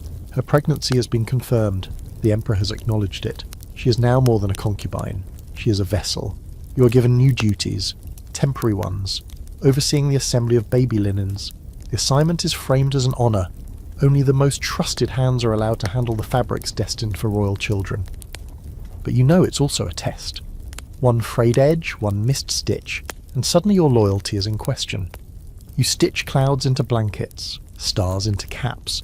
You cut thread with exacting care, each motion slow, deliberate. You don't speak unless spoken to. You keep your eyes down and your ears open. Yun brings you news in pieces. The Imperial Mother has not spoken of the fire. The Emperor visited the Pavilion of Morning Light at dusk, stayed for 2 hours, then left without a word. Peony Spring has reappeared, barely. She walks with her head lower, her robes duller. She speaks only when necessary. She has been given a new flower named Silent Orchid. It's meant to sound poetic. It really just means you are no longer relevant. You keep sewing. One afternoon, while adjusting the hem of a tiny ceremonial robe, you prick your finger. The blood is bright, sharp. It beads instantly. You press it to a cloth, quickly hide it. No one notices, but the moment stays with you. Because in the palace, even a drop of blood can become a story. There's a fringe account from the Qing archives about a concubine who intentionally pricked her finger before handing the Emperor a robe she'd sewn, hoping he would feel her devotion. He did, for one night, then never summoned her again. You don't try anything like that, you know better. But still, the sting lingers. That night, Yun brings you a small bowl of mung bean soup. "To cool your body," she says. You nod, grateful. She sits with you while you sip. Neither of you speaks. The room is dim, the lamp turned low. Outside, somewhere in the deeper halls, a bell rings, soft and low. Not a summoning, not a ritual, just time passing. You wonder if Springreed can hear it from her bed in the quarters of Mercy. You wonder if she dreams of smoke. You wonder if when the walls catch fire, anyone will believe it wasn't on purpose. Because in the harem, the flames may be accidental, but the timing never is. The linen room smells like milk, starch and nerves. Everywhere you turn, hands are stitching, folding, brushing tiny garments free of lint with exaggerated care. The tension is invisible but thick, like steam rising from a pot that no one dares to lift the lid on. And at the centre of it all is your assignment, the blanket. Not just any blanket, the one that will swaddle the Emperor's child the moment it takes its first breath if it survives that far. You've never sewn anything this small before, or this important. The fabric is fine enough to snag on a sigh. The border must be embroidered with symbols of health and long life, but nothing too ornate. It must suggest good fortune without arrogance. The thread is red and gold, blessed by a monk 3 provinces away, and every stitch you make with it feels like a prayer you don't fully understand. You try not to think about the girl who was assigned this job last time. June Orchid, you remember her. Quiet, laughed too loud once and got reassigned to the laundry. Rumour says she sewed a swaddle with the wrong character on it, used peaceful instead of pure. The difference is subtle in script, but symbolically it was interpreted as implying the child wouldn't survive. She was gone by morning. You check your characters 3 times. Will-O-Wisper is now 7 months along. You haven't seen her face to face in over 2 weeks, but you hear the updates like ripples in still water. She no longer walks. She's carried in a small covered sedan by 2 hand-picked eunuchs. Her meals are blessed.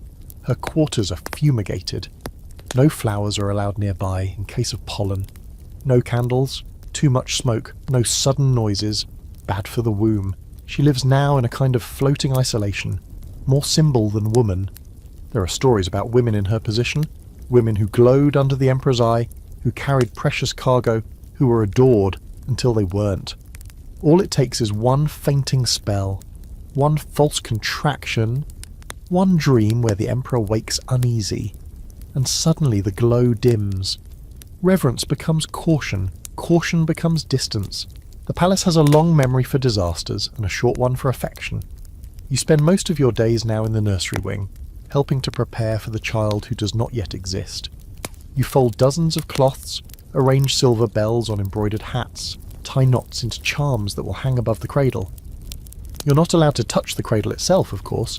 That's reserved for someone 3 ranks above you, but you're allowed to polish the dragon-carved legs.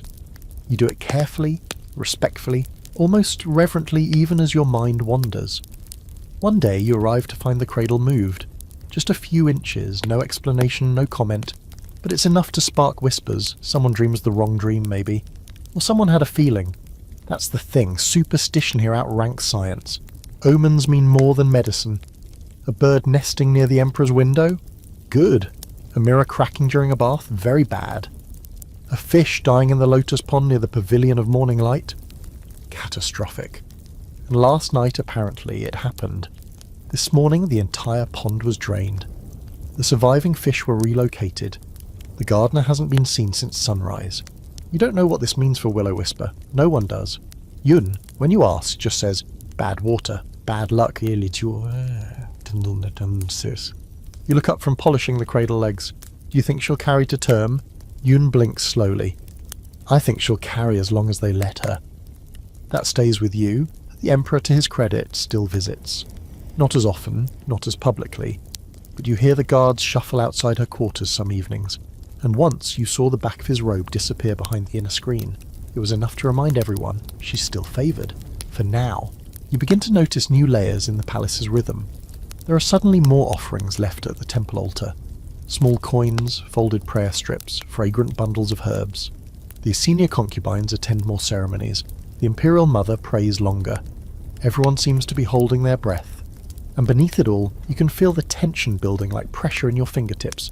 Because if she gives birth, safely, if the child is male, everything shifts. Not just for Willow-Whisper, but for all of you. A favoured concubine with a son becomes a node of power. An axis. Promotions pivot around her. So do alliances. And rivalries. If the child is female, that's still valuable, but not in the same way. Girls are pearls, boys are keys, and if she miscarries, then her body will be quietly cursed for its failure, and she'll return to the ranks of the barely remembered. There's a fringe tale from the Mughal court of a concubine who bore 3 girls in a row. Her first daughter was celebrated, the second politely acknowledged. By the third, she was accused of draining the emperor's virility and forced into a religious retreat. The emperor never visited again. You spend your nights restless, alternating between dreams of tiny fingers grasping embroidered silk and nightmares of cradles rocking in empty rooms. Then, just before dawn one morning, the bells ring. Not the usual pattern. 3 short, 1 long, then silence. Yun enters before you can ask. She's gone into labour. You rise. Your hands are trembling. You shouldn't be affected. It's not your child, it's not your body. But somehow you feel the tension anyway. Because whatever happens next will change everything. By the time the sun rises, the palace is humming. Soft footsteps, whispered orders, the clatter of silver basins. You're assigned to fetch more hot cloths. You aren't allowed near the Pavilion of Morning Light itself, only the highest-ranking ladies may assist in such a moment. But even from your position in the outer halls, you can feel the ripple spreading outward. The imperial physician is summoned, the imperial midwife too, and the senior eunuch who oversees the medical archives. That means it's serious. That means they're preparing records already. You spend the day in a fog of preparation and avoidance. No one smiles. Everyone is listening. By twilight, a cry breaks the air. Sharp, small, not a woman's, a child's. You freeze. For a heartbeat, no one breathes. Then you hear the call. It is a son. The words echo. They ripple down the corridors like wind through wind chimes. You don't know who speaks them first, only that they're picked up by every servant, every concubine, every cook, and handmaid and eunuch within earshot. It is a son. You sit down on the stone bench outside the linen room, your fingers still wet from rinsing cloth. Yun is beside you before you even realise it. She did it, you murmur. Yun nods, her eyes never leaving the direction of the cradle room, for now. Because in the palace, birth is not the end of the test. It's the beginning of a new one. The nursery isn't what you expect. For something so revered, so carefully prepared, it feels quiet. Not empty, but muffled. like someone took the whole room and swaddled it in layers of silk and silence. No laughing maids, no cooing women gossiping over the crib, just stillness sweetened by the faint scent of sandalwood, honeyed rice, and something else you can't place. A tension that smells like fear in disguise. You don't see the baby, you're not important enough for that, but you do see the cradle. It's been moved again. This time beneath the window where sunlight filters through an etched lattice, casting delicate shadows across the lacquered floor. A painted screen has been added, something with cranes and pine trees and auspicious clouds, clearly chosen for the imagery of longevity. The symbolism is loud, the baby is healthy, the future is secure, at least that's what they want people to believe. But no one really trusts beginnings here, and a royal birth, especially the birth of a son, unleashes a very specific kind of paranoia. Now, everyone is watching everyone else. The child, barely a few days old, already has a rotating roster of attendants. Not just nurses and wet nurses, but guards, physicians, astrologers, record keepers, and 2 high-ranking eunuchs tasked with overseeing the nursery rotation. Every cloth is inspected, every bowl of soup tasted first. Even the temperature of the bathwater is documented. You hear whispers that they keep a second baby robe on hand at all times, just in case the first is cursed by accident. You're assigned to help with the outer linens again, and though it's menial work, your proximity to the cradle earns you new eyes. Girls who previously ignored you now greet you with low bows. You start finding little gifts outside your door, fragrant soaps, a folded note of poetry with no name, a small satchel of dried plum candies. You don't touch any of them. You're not stupid. That's because you've already heard what happened to the girl who did. Mist Flower, a junior concubine, accepted a gift, a ribbon with silver threads, and wore it in her hair during a garden stroll. 2 days later, she was accused of seeking attention while in mourning for her own brother, who had died months earlier. Too frivolous, the court said. Too indecorous. She was sent to the House of Reflection, a place where women recite sutras until they either reach enlightenment or fade into irrelevance. No one's quite sure which happens first. The lesson is clear: you can be near made of power, but don't act like you have it. Meanwhile, Willow Whisper has become a figure from a legend. She's barely seen now. She stays in her quarters with the child. She doesn't eat with others. She doesn't attend rituals. Everything is brought to her: gifts, prayers, performances. They say she hums lullabies learned from her childhood village. They say she hasn't slept more than 2 hours at a time. They say she's afraid to hold her own son unless someone else is in the room. One night you ask Yoon, is she happy? Yoon's response is immediate. That's not the word you use for someone in her position. What's the word then? Yoon thinks for a moment. Useful. You try not to let that chill your bones, but it does. The baby, officially unnamed but informally referred to as Little Dragon, is inspected daily. His weight is recorded, his feeding schedule is mapped out in ink. A birth chart is created using the hour and minute of his arrival, consulted by 4 separate astrologers, each of whom declares his fortune auspicious, though one of them, according to rumour, hesitated before saying so, and hasn't been seen since. There's a fringe historical theory, found in a 15th century scroll buried in the Forbidden City, that royal babies were sometimes copped if they cried too much. A good omen does not wail, the scribe wrote cryptically. Most historians dismiss it as superstition, but you can't help noticing that Little Dragon is rarely heard, or seen. You've caught glimpses of his tiny hands, a faint hiccup once behind the silk screen, but no crying, just silence. You begin to notice the increased presence of guards, especially at night. They patrol the nursery halls in pairs, silent as shadows. The oil lamps are always lit, even past midnight. It's for safety, they say, but no one quite believes it. And then come the gifts. Not for you, obviously, but for the baby. Elaborately carved jade toys. Robes too small to wear, but embroidered in thread spun with gold. Wooden tigers for strength, cranes for longevity. Peaches carved from amber to symbolize immortality. But all these tokens aren't just gestures. They're politics. Every gift has a name behind it, every name a family. They're not just celebrating, they're staking claims. And Willow Whisper, still recovering, is surrounded by expectations too heavy to bear. So the child gets a nursemaid who never blinks, and a food taster who drinks more soup than she serves, and an astrologer who revises the birth chart after an eclipse. And behind it all, the imperial mother, watching with the quiet menace of someone who has outlived 4 emperors and buried more grandchildren than you'd want to count. She has not publicly commented on the birth, but she has sent a prayer scroll, white silk, red ink, folded exactly once, no note attached. Yun saw it with her own eyes. That's either a blessing, she told you, or a warning. And either way, it's probably true. Because there's one thing everyone agrees on now: the child has changed the game. Concubines who were once allies now avoid one another. Small cliques have reformed, some praise Willow Whisper in the presence of the Emperor's attendants. Others whisper that she's unfit, too fragile, that perhaps the child would be better raised by someone more stable. You hear it during bath hours, under the splash of warm water, or over calligraphy drills, when brushes pause just slightly between strokes.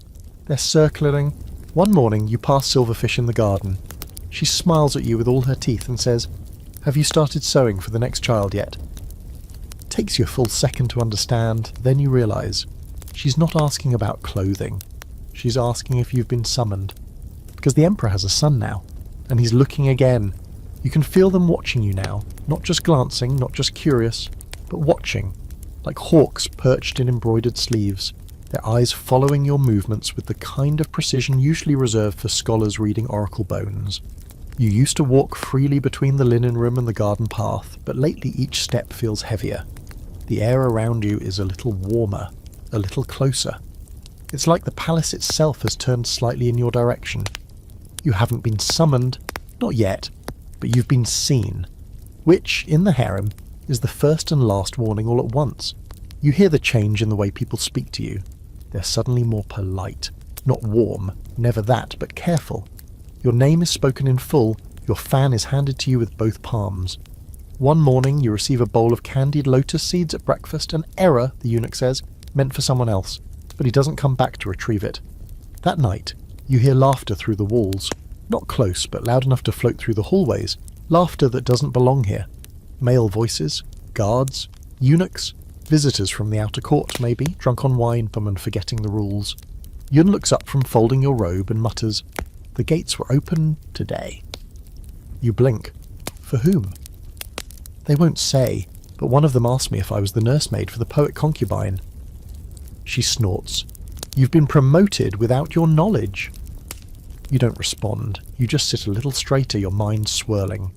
The next day, you're assigned a new corridor for embroidery practice. You don't question it, but it's closer to the Emperor's path, his evening route through the garden that leads from the Hall of Jade Authority to the Pavilion of Morning Light.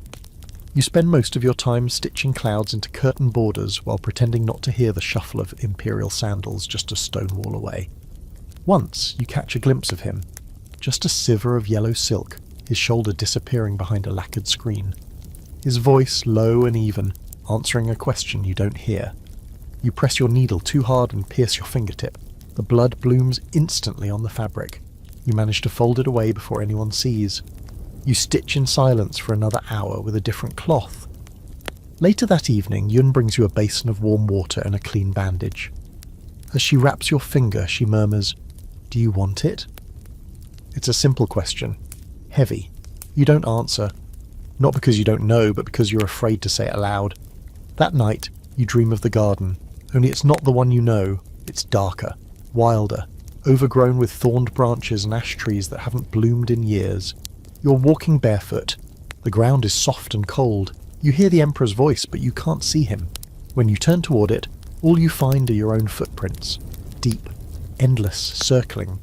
You wake up with sweat on your neck and the strange taste of old incense on your tongue. The next morning, a new maid is assigned to help you with hair arranging. Her name is Lynn, and she's too chatty, which means she's not really a maid.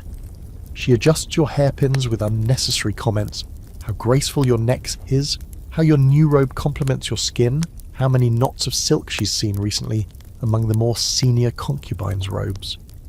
Yun watches all this from the corner of the room and says nothing. But later, when Lynn leaves, she whispers, "She's a recorder." You glance up. "A what?" She reports what she sees, what you say, what you wear, to whom you bow. It gets added to the registry. You sit in silence for a long time after that. Then you change your robe. You choose the older one, faded green. Clean but plain. You knot the sash the wrong way on purpose, you walk a little slower, smile a little less. Let them think you're not ready.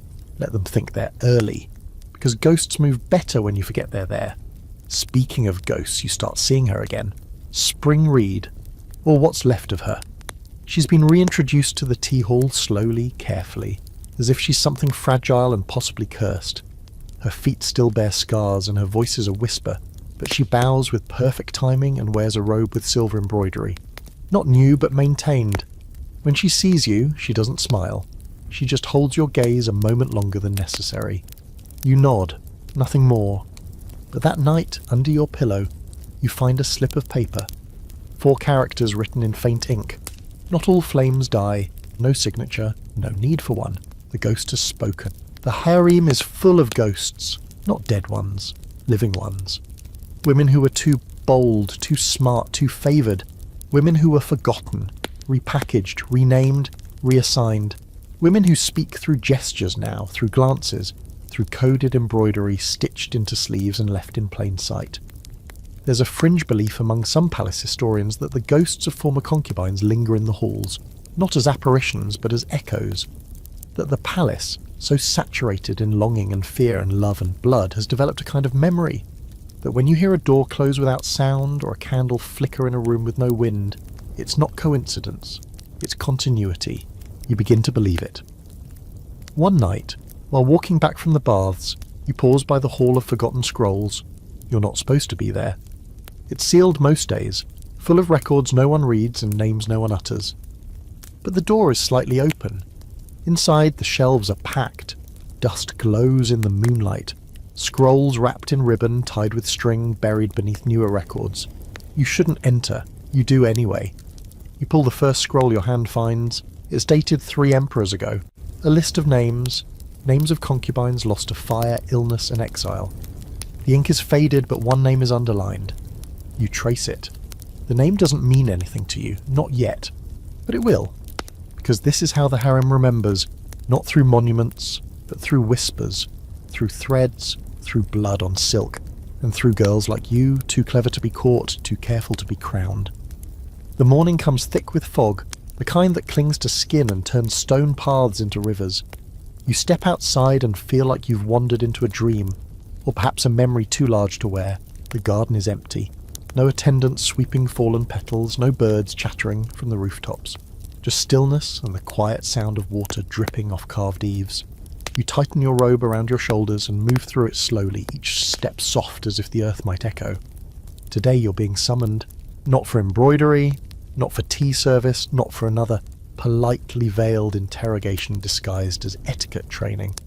No, today you're being summoned to the Chamber of Harmony, where the Emperor receives private performances, poems, songs, stories, the kind of space that's both innocuous and heavy, where women are brought to be remembered or dismissed. You were told last night by the head eunuch, who knocked once and said your name with perfect neutrality. Yoon just nodded afterward. She didn't say anything, didn't ask if you were ready. She only laid out your finest robe, the one with pale cranes embroidered at the hem, and began boiling the rice water to rinse your hair. All day you prepare, hair arranged with amber combs, skin brushed with powdered pearl. No fragrance, just the faintest dab of rosewater behind your ears. You're dressed in 3 layers, all light enough to float. You feel less like a person, and more like a message being folded into silk. You arrive just after sunset. The Chamber of Harmony is dim, lit by red candles in gold holders, the scent of warm osmanthus tea curling through the air. You kneel at the prescribed angle. A eunuch stands beside you, silent, hands folded, unmoving as a statue. You're told to recite. You choose a poem you wrote 3 weeks ago, nothing scandalous, a meditation on mist rolling across the mountains. It's safe, polished, not too clever. But your voice stays calm, your breath steady. You don't forget a line, you don't stammer, you finish and bow your head.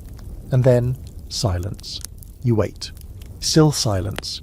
You don't look up, but you hear a soft sound, a finger tapping against wood, then a quiet murmur. You've been reading more than court-approved poems. Your breath catches, just slightly. Don't worry, the voice continues. I prefer women who think. You don't respond, you wouldn't dare. But inside, your pulse is thunder. That night, you return to your quarters unaccompanied. No one congratulates you. No gifts arrive. Yun meets you at the door, takes your robe without a word, and brings you a warm cloth to wash your hands. She doesn't ask. She just waits. After a while, she says, "He asked for you again." You stare at her. "He remembered?" Yun nods. "Not many do. After the first time." That word again. First. Because the truth is, most girls get one chance, maybe two if they're breathtaking, or convenient, or if a senior official requests it on behalf of a cousin's sister's niece. But for someone like you, quiet, careful, deliberately unremarkable, it means something else. It means he's not just looking, he's remembering. So you're summoned again. And 2 days later, same chamber, different arrangement.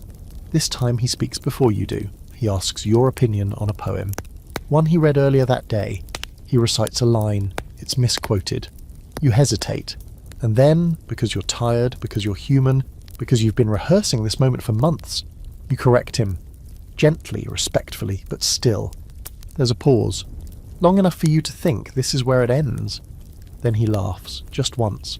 A low, surprise sound. You're not afraid of me. You don't reply, because of course you are. He asks you to sit closer. You do. The conversation continues. About literature, about the fog that morning, about the sound of cranes when they take flight.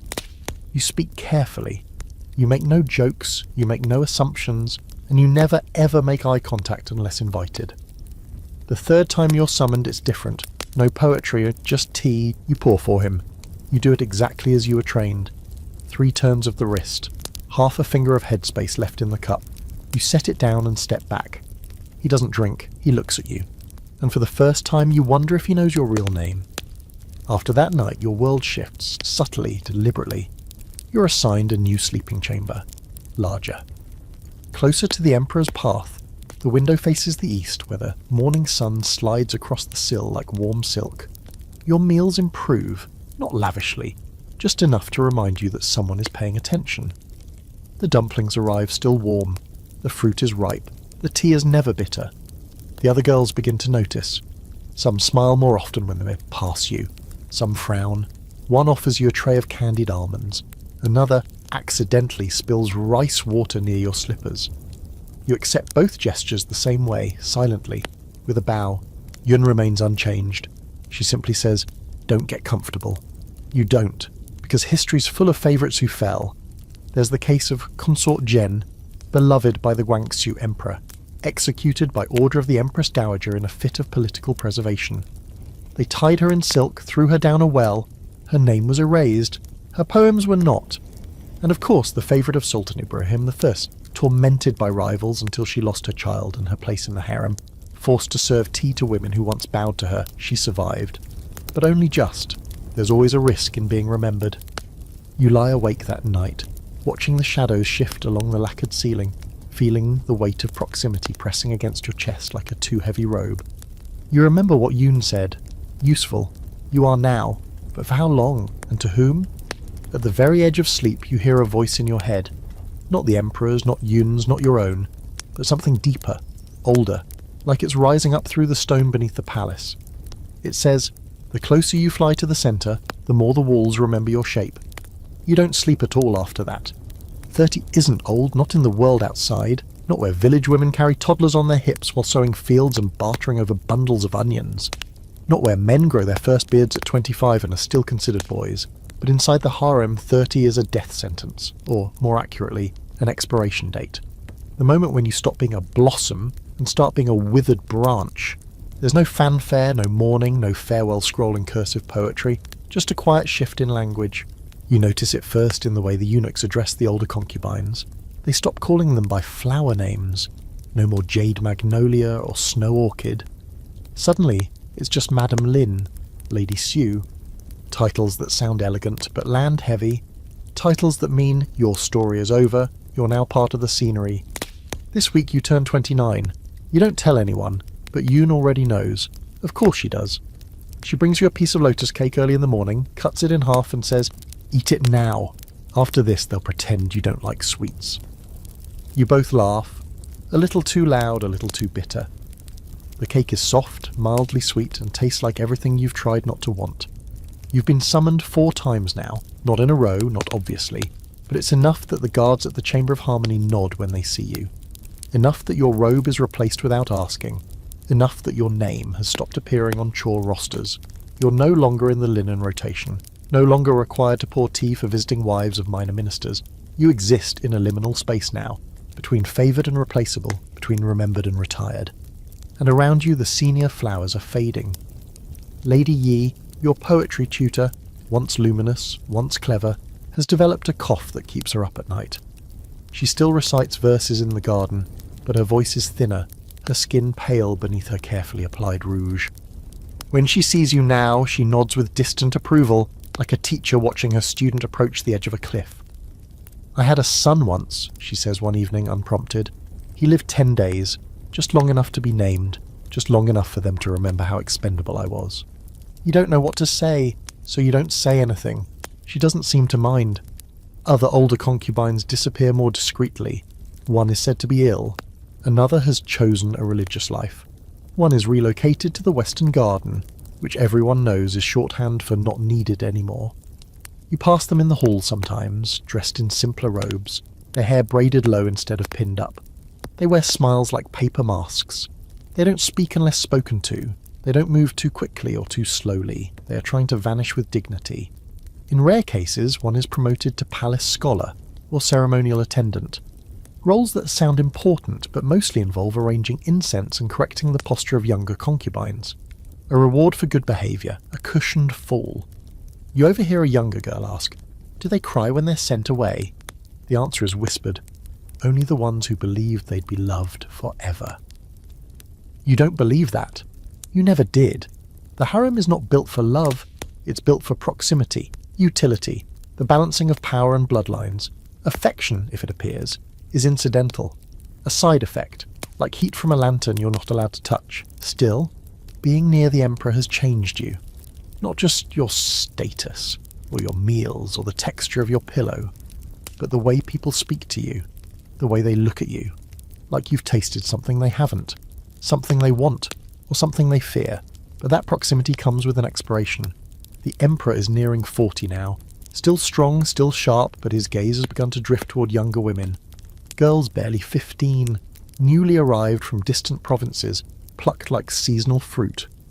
They walk awkwardly, giggle too easily, but their eyes are hungry. You see one, Peach Willow, wearing a robe in your colour, pale green, crane embroidery. A coincidence, maybe. Or maybe someone in the wardrobe hall is signalling that the emperor has a new preference. Yun notices too, she says nothing. But she begins laying out your older robes again, the ones you haven't worn in months. You fold them with steady hands. The open debate among scholars is whether concubines over 30 had any real agency, or if their so-called promotions were simply acts of soft banishment. Some argue that those who survived longest did so through humility and withdrawal. Others say they formed shadow courts of their own, advising, influencing, cultivating alliances. There are stories of a Grey Lotus society, an informal circle of older concubines who helped determine which girls were worthy of advancement and which ones needed to be redirected. No records confirm it. But you like the idea. You start walking the garden paths at odd hours, not to sulk, just to see, to watch the younger girls practicing their bows and recitations, to listen for the names rising in favour. You smile at them when they look your way, the kind of smile that says, "I was you. You may be me soon. Be careful." One morning you wake and find that your calligraphy brush has been replaced. New bristles, carved jade handle, a note attached in delicate script, for the poetry you have not yet written. No name, but the seal at the bottom is unmistakable. The Emperor's. You run your fingers over it, not smiling, not crying, just thinking. You sit down, you pick up the brush, you write a single line. A flower can bloom again in memory, if not in the garden. You don't submit the poem, you fold it into your robe and carry it with you, because 30 may be the end of one chapter, but it might be the start of your ghost story, and if the harem forgets you, you'll still know how to haunt it. The new quarters are quiet, too quiet. You can hear your own breathing, and occasionally the soft plink of water dripping from the roof tiles onto the stone walkway outside. No maids bustle in and out, no eunuchs arrive with schedules or errands. The walls here are thicker, and the doors creak less. It's the kind of place meant for contemplation, or exile, depending on who you ask. This is your reward. They don't call it a retirement, they call it a placement, a transition, a gesture of respect for your years of service and elegance and discretion. That last word, discretion, carries weight. Everyone in the palace hears it and understands the subtext. She saw things, she said nothing, she behaved well. So now she disappears with honour. You have a garden, a real one, small, mossy, overgrown in a controlled sort of way, the kind of garden you might have dreamed of as a girl before you knew how many things a dream could cost. There's a koi pond with sluggish fat fish, a crooked pine tree that leans against the wall like it gave up centuries ago, and a single stone bench so cold it hums through your bones when you sit. There's no schedule here. You wake when you want, eat when they bring you food, walk when the weather allows. Yoon is still with you, somehow. She requested to stay, or someone arranged it. You don't ask, she doesn't say, you haven't been summoned in 3 months. Not for poetry, not for embroidery, not for anything. You are officially no longer part of the inner harem. You're not alone here, though. There are others. Quiet women. Older. Some you recognise, most you don't.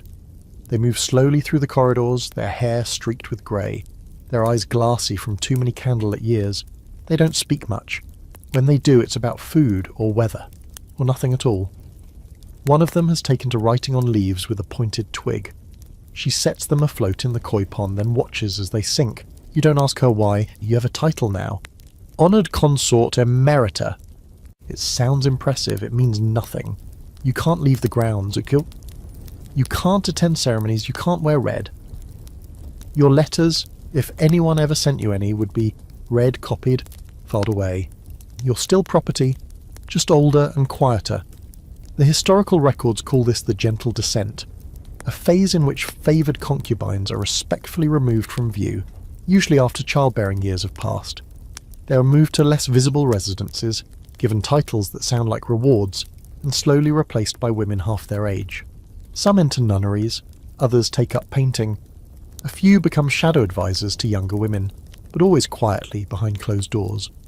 The Ottoman court had a word for this stage, cafes, or the cage, but in some translations it also meant the cage with a view.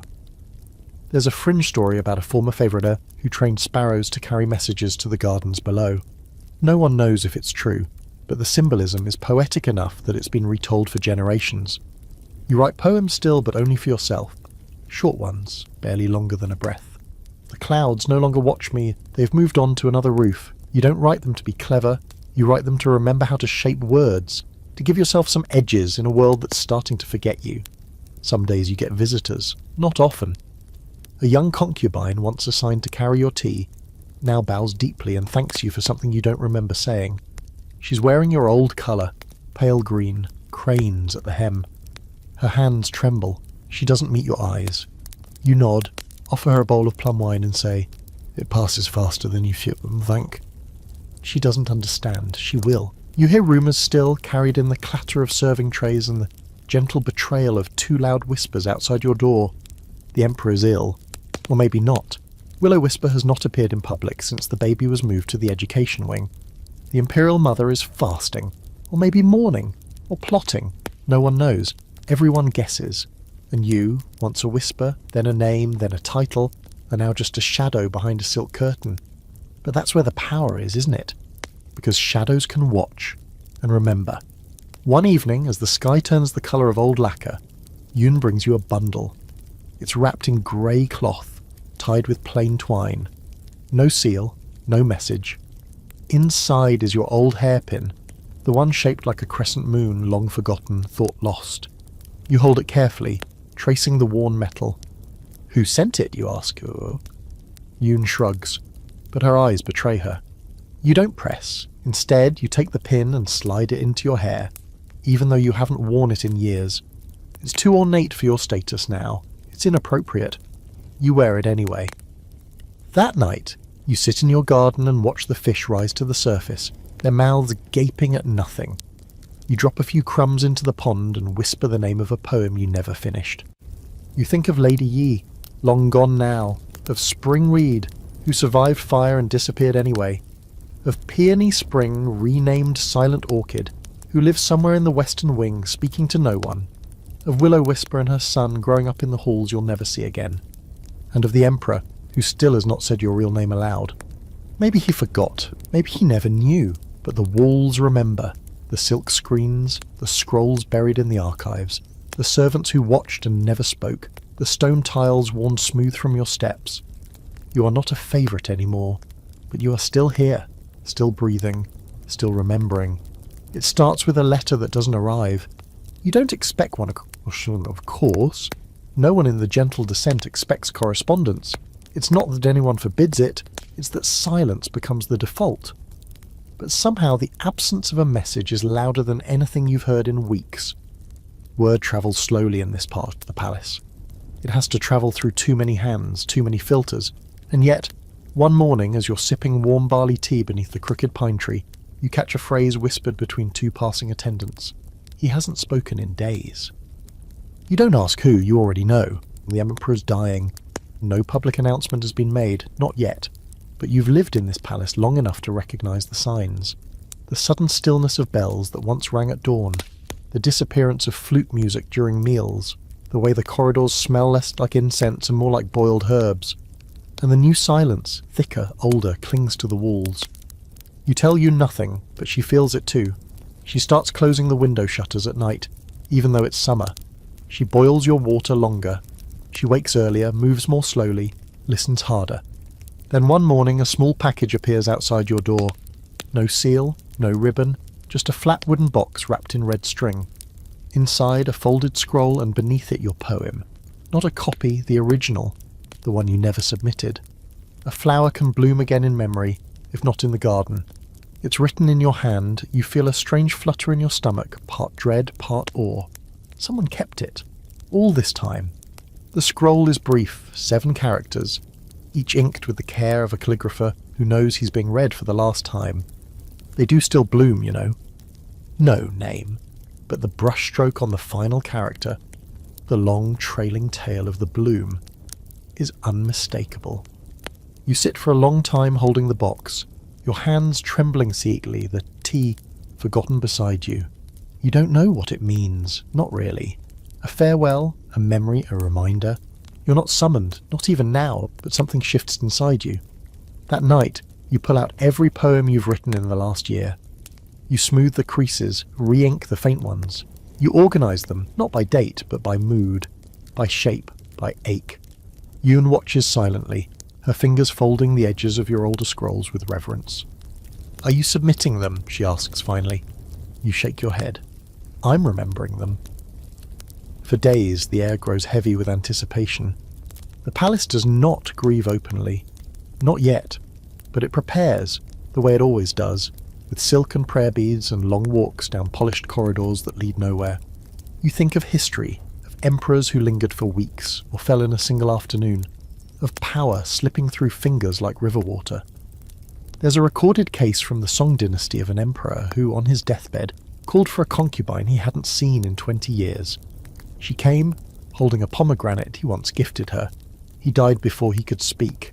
The pomegranate rotted in her room untouched. You wonder if you're carrying your own version of that fruit. The second rumour arrives folded into the laundry, an accident, perhaps, to a message. Yun finds it, a fragment of silk with 2 words embroidered into the hem, Little Dragon. You haven't heard that name in months. The child, Will-O-Wisper's son, the Emperor's heir, and he's still alive, he's still in the palace. And now he may be next. You sit with that knowledge like a stone in your chest. The boy is barely walking. The harem is already aligning itself around him, which means everything is shifting. Again, you see the signs clearer now. The women who once faded into the background are suddenly reappearing in public spaces, strolling the gardens, praying longer at the shrine, requesting audiences they have no reason to request. And Will-O-Wisper? No one's seen her, not publicly. It's hard to say if she's being hidden or protected, or both. There's talk of new alliances, of families vying for influence over the child, of a regent being chosen, of the imperial mother quietly assembling her own court behind closed doors. Yun hears it too. One evening, as you light a candle, she says, "They'll use the boy like a weapon." You look at her. She adds, "And the mother like a shield." It's not bitterness in her voice, just certainty. You write a poem that night knowing you'll never read it aloud. He does not cry like a prince. He cries like a boy, in a room where no one is allowed to hear him.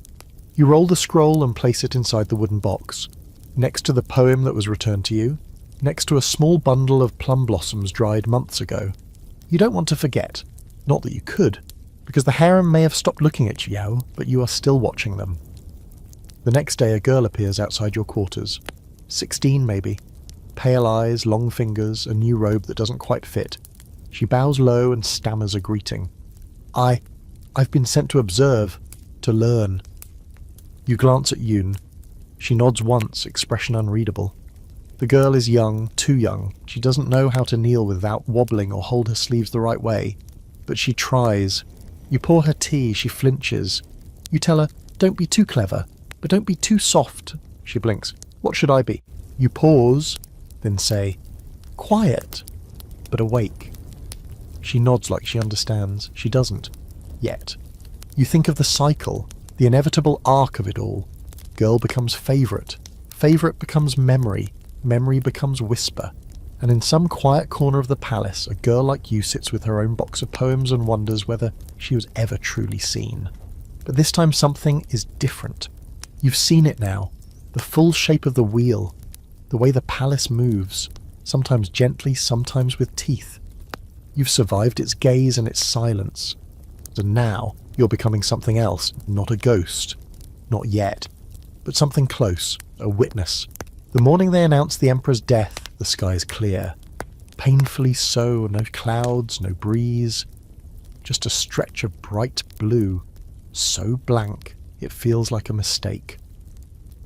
You wake to the sound of the morning bell, one long note, low and trembling, followed by 5 shorter ones. A pattern that hasn't rung in years. The air seems to freeze around it. You don't rush to the door, you already know. Everyone does. It was only a matter of time, but now it's official. The Emperor's gone. You sit by the window, still in your nightrobes, and sip your tea slowly. There's no ceremony for you to attend.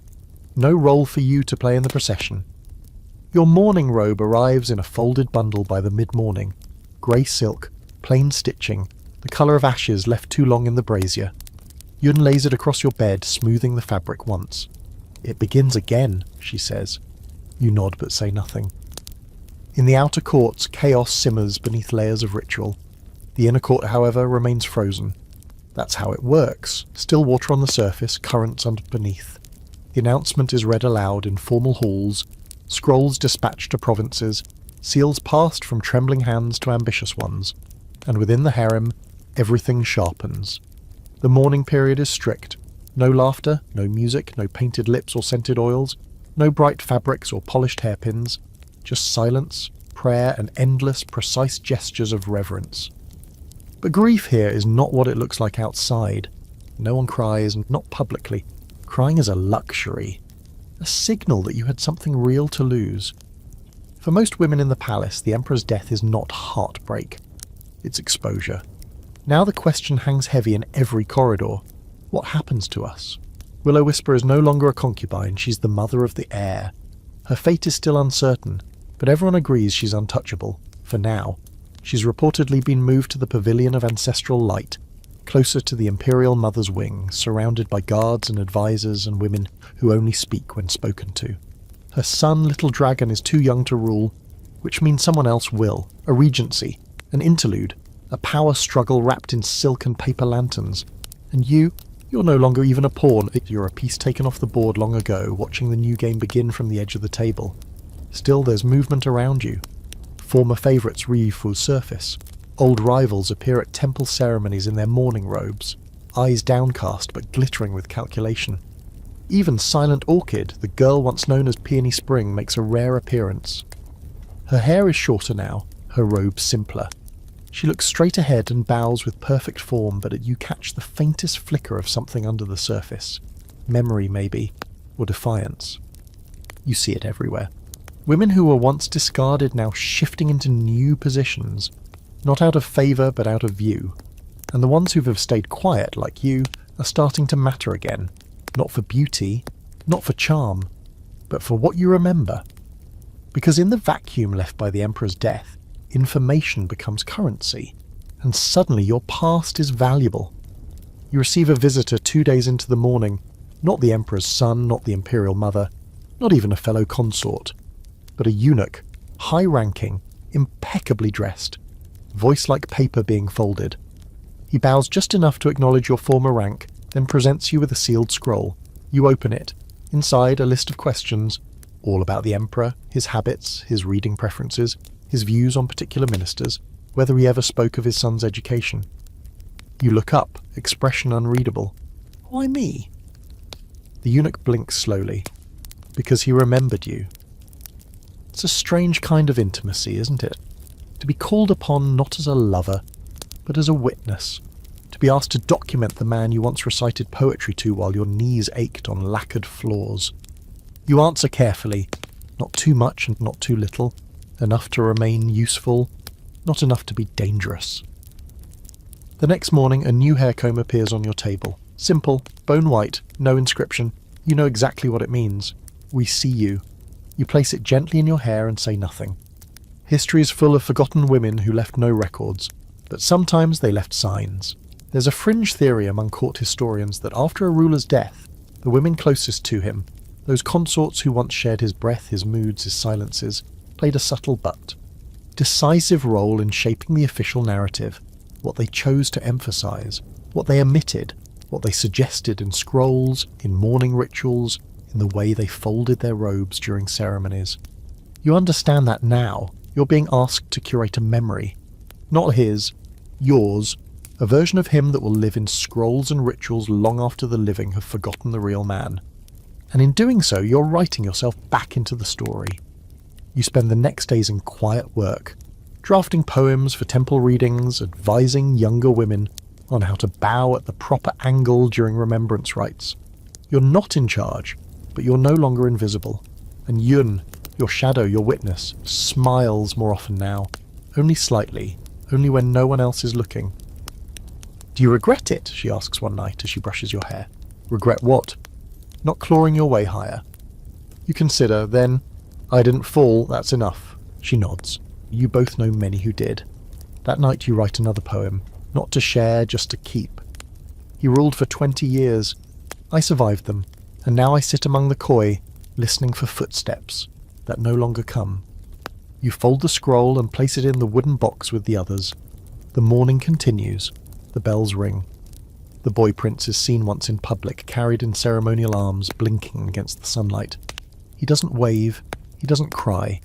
He just stares at the sky as though it might open. You understand that stare. You wore it once.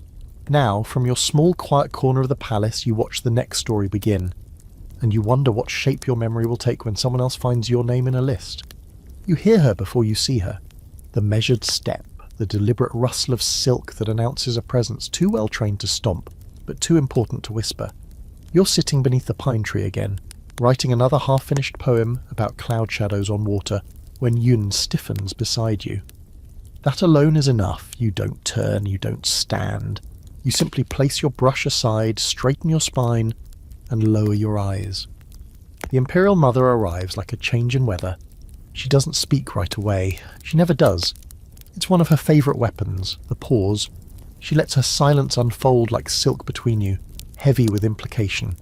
When she finally sits, it's not beside you, but slightly higher on a raised stone platform that once held a sundial. You can feel her looking at you. You are quiet, she says. I have become so, you reply. She nods, as though you've confirmed something for her. Then, you are never the most beautiful or the most cunning. You bow your head in agreement. It's not a compliment. It's not an insult, either. Just a fact, placed between you like a cold cup of tea. And yet, she continues, he kept your poems. Your breath catches. Just barely. It's enough. She knows. Of course she does. There are no secrets in her shadow. I don't keep them, you say. No, she says. You write them. That's more dangerous. You finally glance up. Not too directly, just enough to catch her eyes. They're unreadable, like all things that have lived too long and seen too much. Do you know, she says, what the new ministers want to do with us? You don't answer, not because you don't know, but because you do. She continues without waiting. They want to dissolve the old orders, dismantle the inner court, modernize, make us less visible, less powerful. Still you say nothing.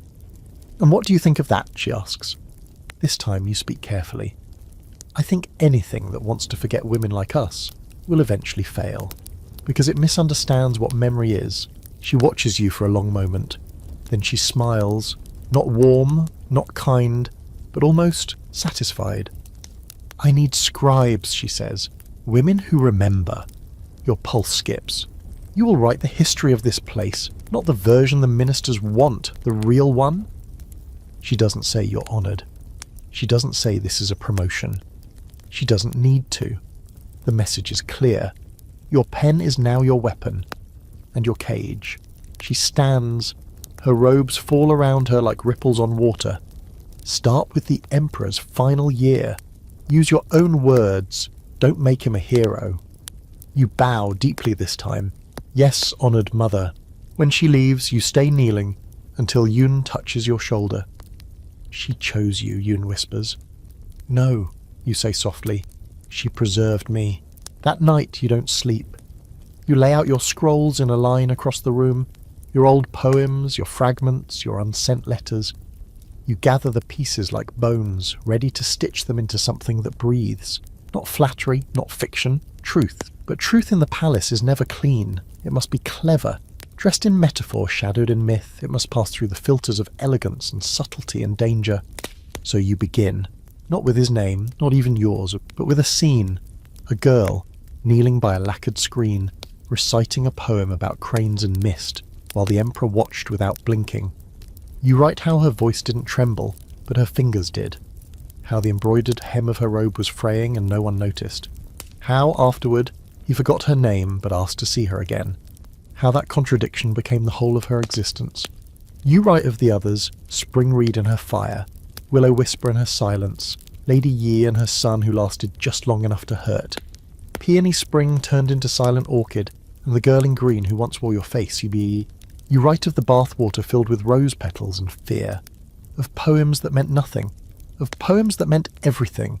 Of how women became empires within themselves, lived just to survive one more day behind painted walls.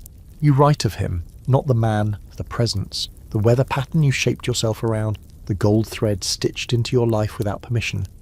And as you write, something shifts. You begin to see yourself not as an echo, but as a chorus. You aren't the only one who watched, who waited, who endured. You are simply one voice among hundreds, and now you are writing for all of them. The forgotten, the faded, the clever ones who played their role so well no one saw the cost. By dawn your hand aches, your robe is wrinkled, your lamp has gone out, but your page is full. Later that morning a younger concubine knocks at your door. She carries tea with shaking hands. They told me you record things? You nod. I saw something, she says. You pour the tea. She speaks, slowly, awkwardly, of a conversation overheard between ministers, of decisions already made, of names being erased. You write it down, and not all of it, just the part that matters, because now you choose what survives. And this is how the harem lives on, not in titles or children or beauty, but in words tucked between silk scrolls, in verses remembered long after the body fades. You are no longer his, you are no longer theirs. You belong to the memory of the palace, and memory, as you well know, never bows.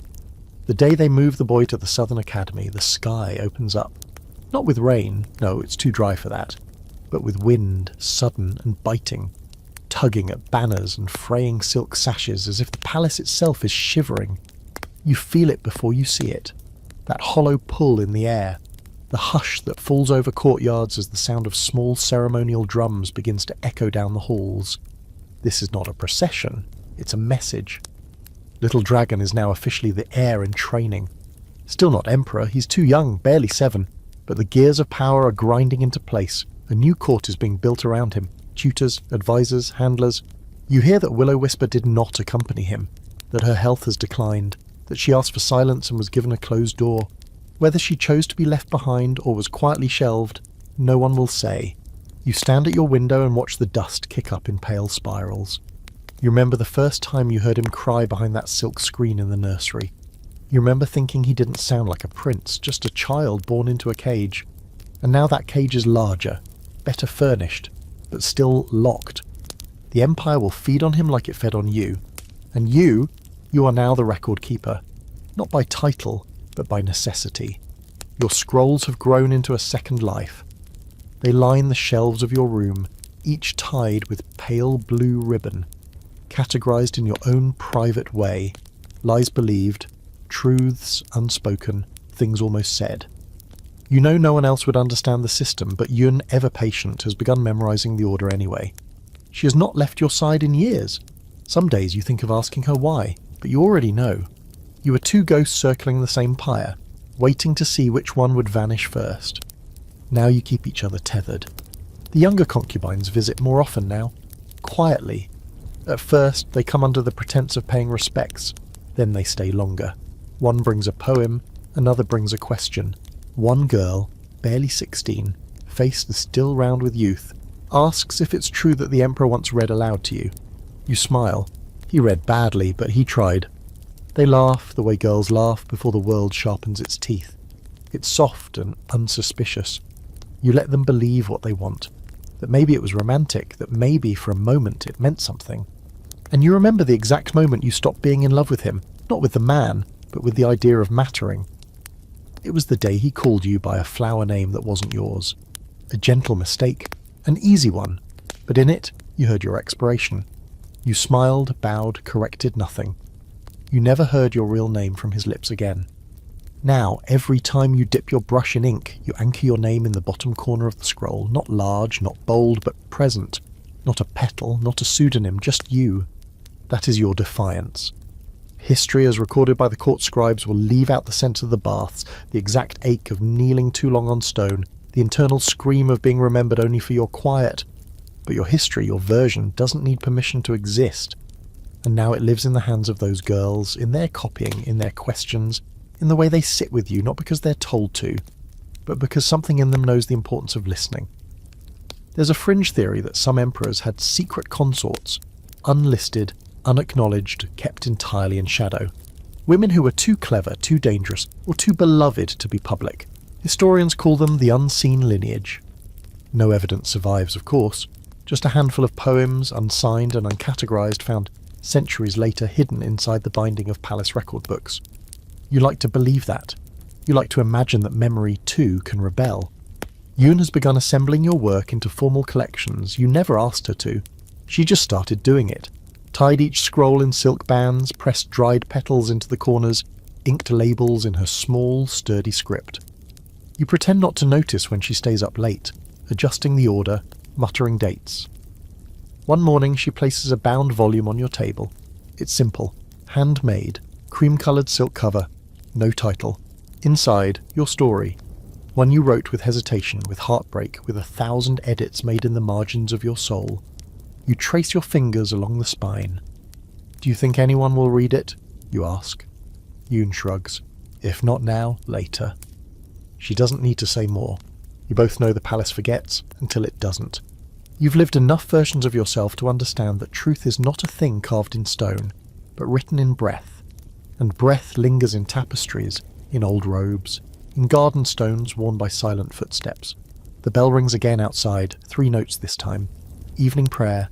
You don't move, you simply sit, warm tea in hand and your scroll beside you. The window is open, a breeze finds its way in, cool and scented faintly with plum blossoms. You're not supposed to smell blossoms during morning. But this is your garden, your air, your ending. Later that night, as the stars slip one by one into their quiet places, you write the final lines of your final scroll. I survived a king, I buried my name in silk, and still, I wrote. You sign it with your real name, no flower, no mask, just you. You seal it, you hand it to Yoon, then you sleep, and somewhere in the hush of forgotten corridors your name begins to echo. Not loudly, but enough. So, you made it, you survived. Barely, maybe. Maybe only in fragments, with pieces of yourself hidden in scrolls and silence, but still. You're here. You breathe through every ink-stained corner of that palace. You endured more than silk and poetry could ever make soft. You loved carefully. You fell quietly. You learned when to bow and when not to.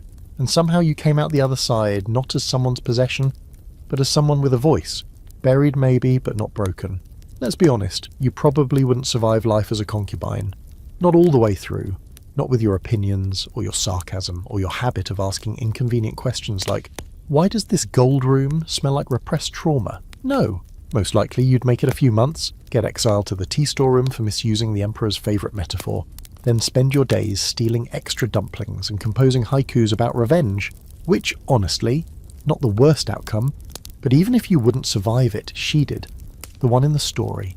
The one who began as nothing and ended as memory. She saw the game and didn't feel or flinch. She wrote her way through it. She watched empires turn to dust, lovers become legends, and girls become ghosts. And in the end she claimed the only thing they couldn't strip from her. Her voice. Maybe that's the point of all of this. Not the palace, not the emperor, not the title pinned to your robe or the powder on your face. Maybe survival is not about rising through the ranks, but staying whole when no one expects you to. About remembering your own name even when no one else does. So now, lie back. Feel the weight leave your shoulders. Let the story settle in your bones the way old ink settles into parchment. The palace is quiet now. The lamps are low, and somewhere, across all those years and silk-covered walls, a woman just like you is still writing by candlelight.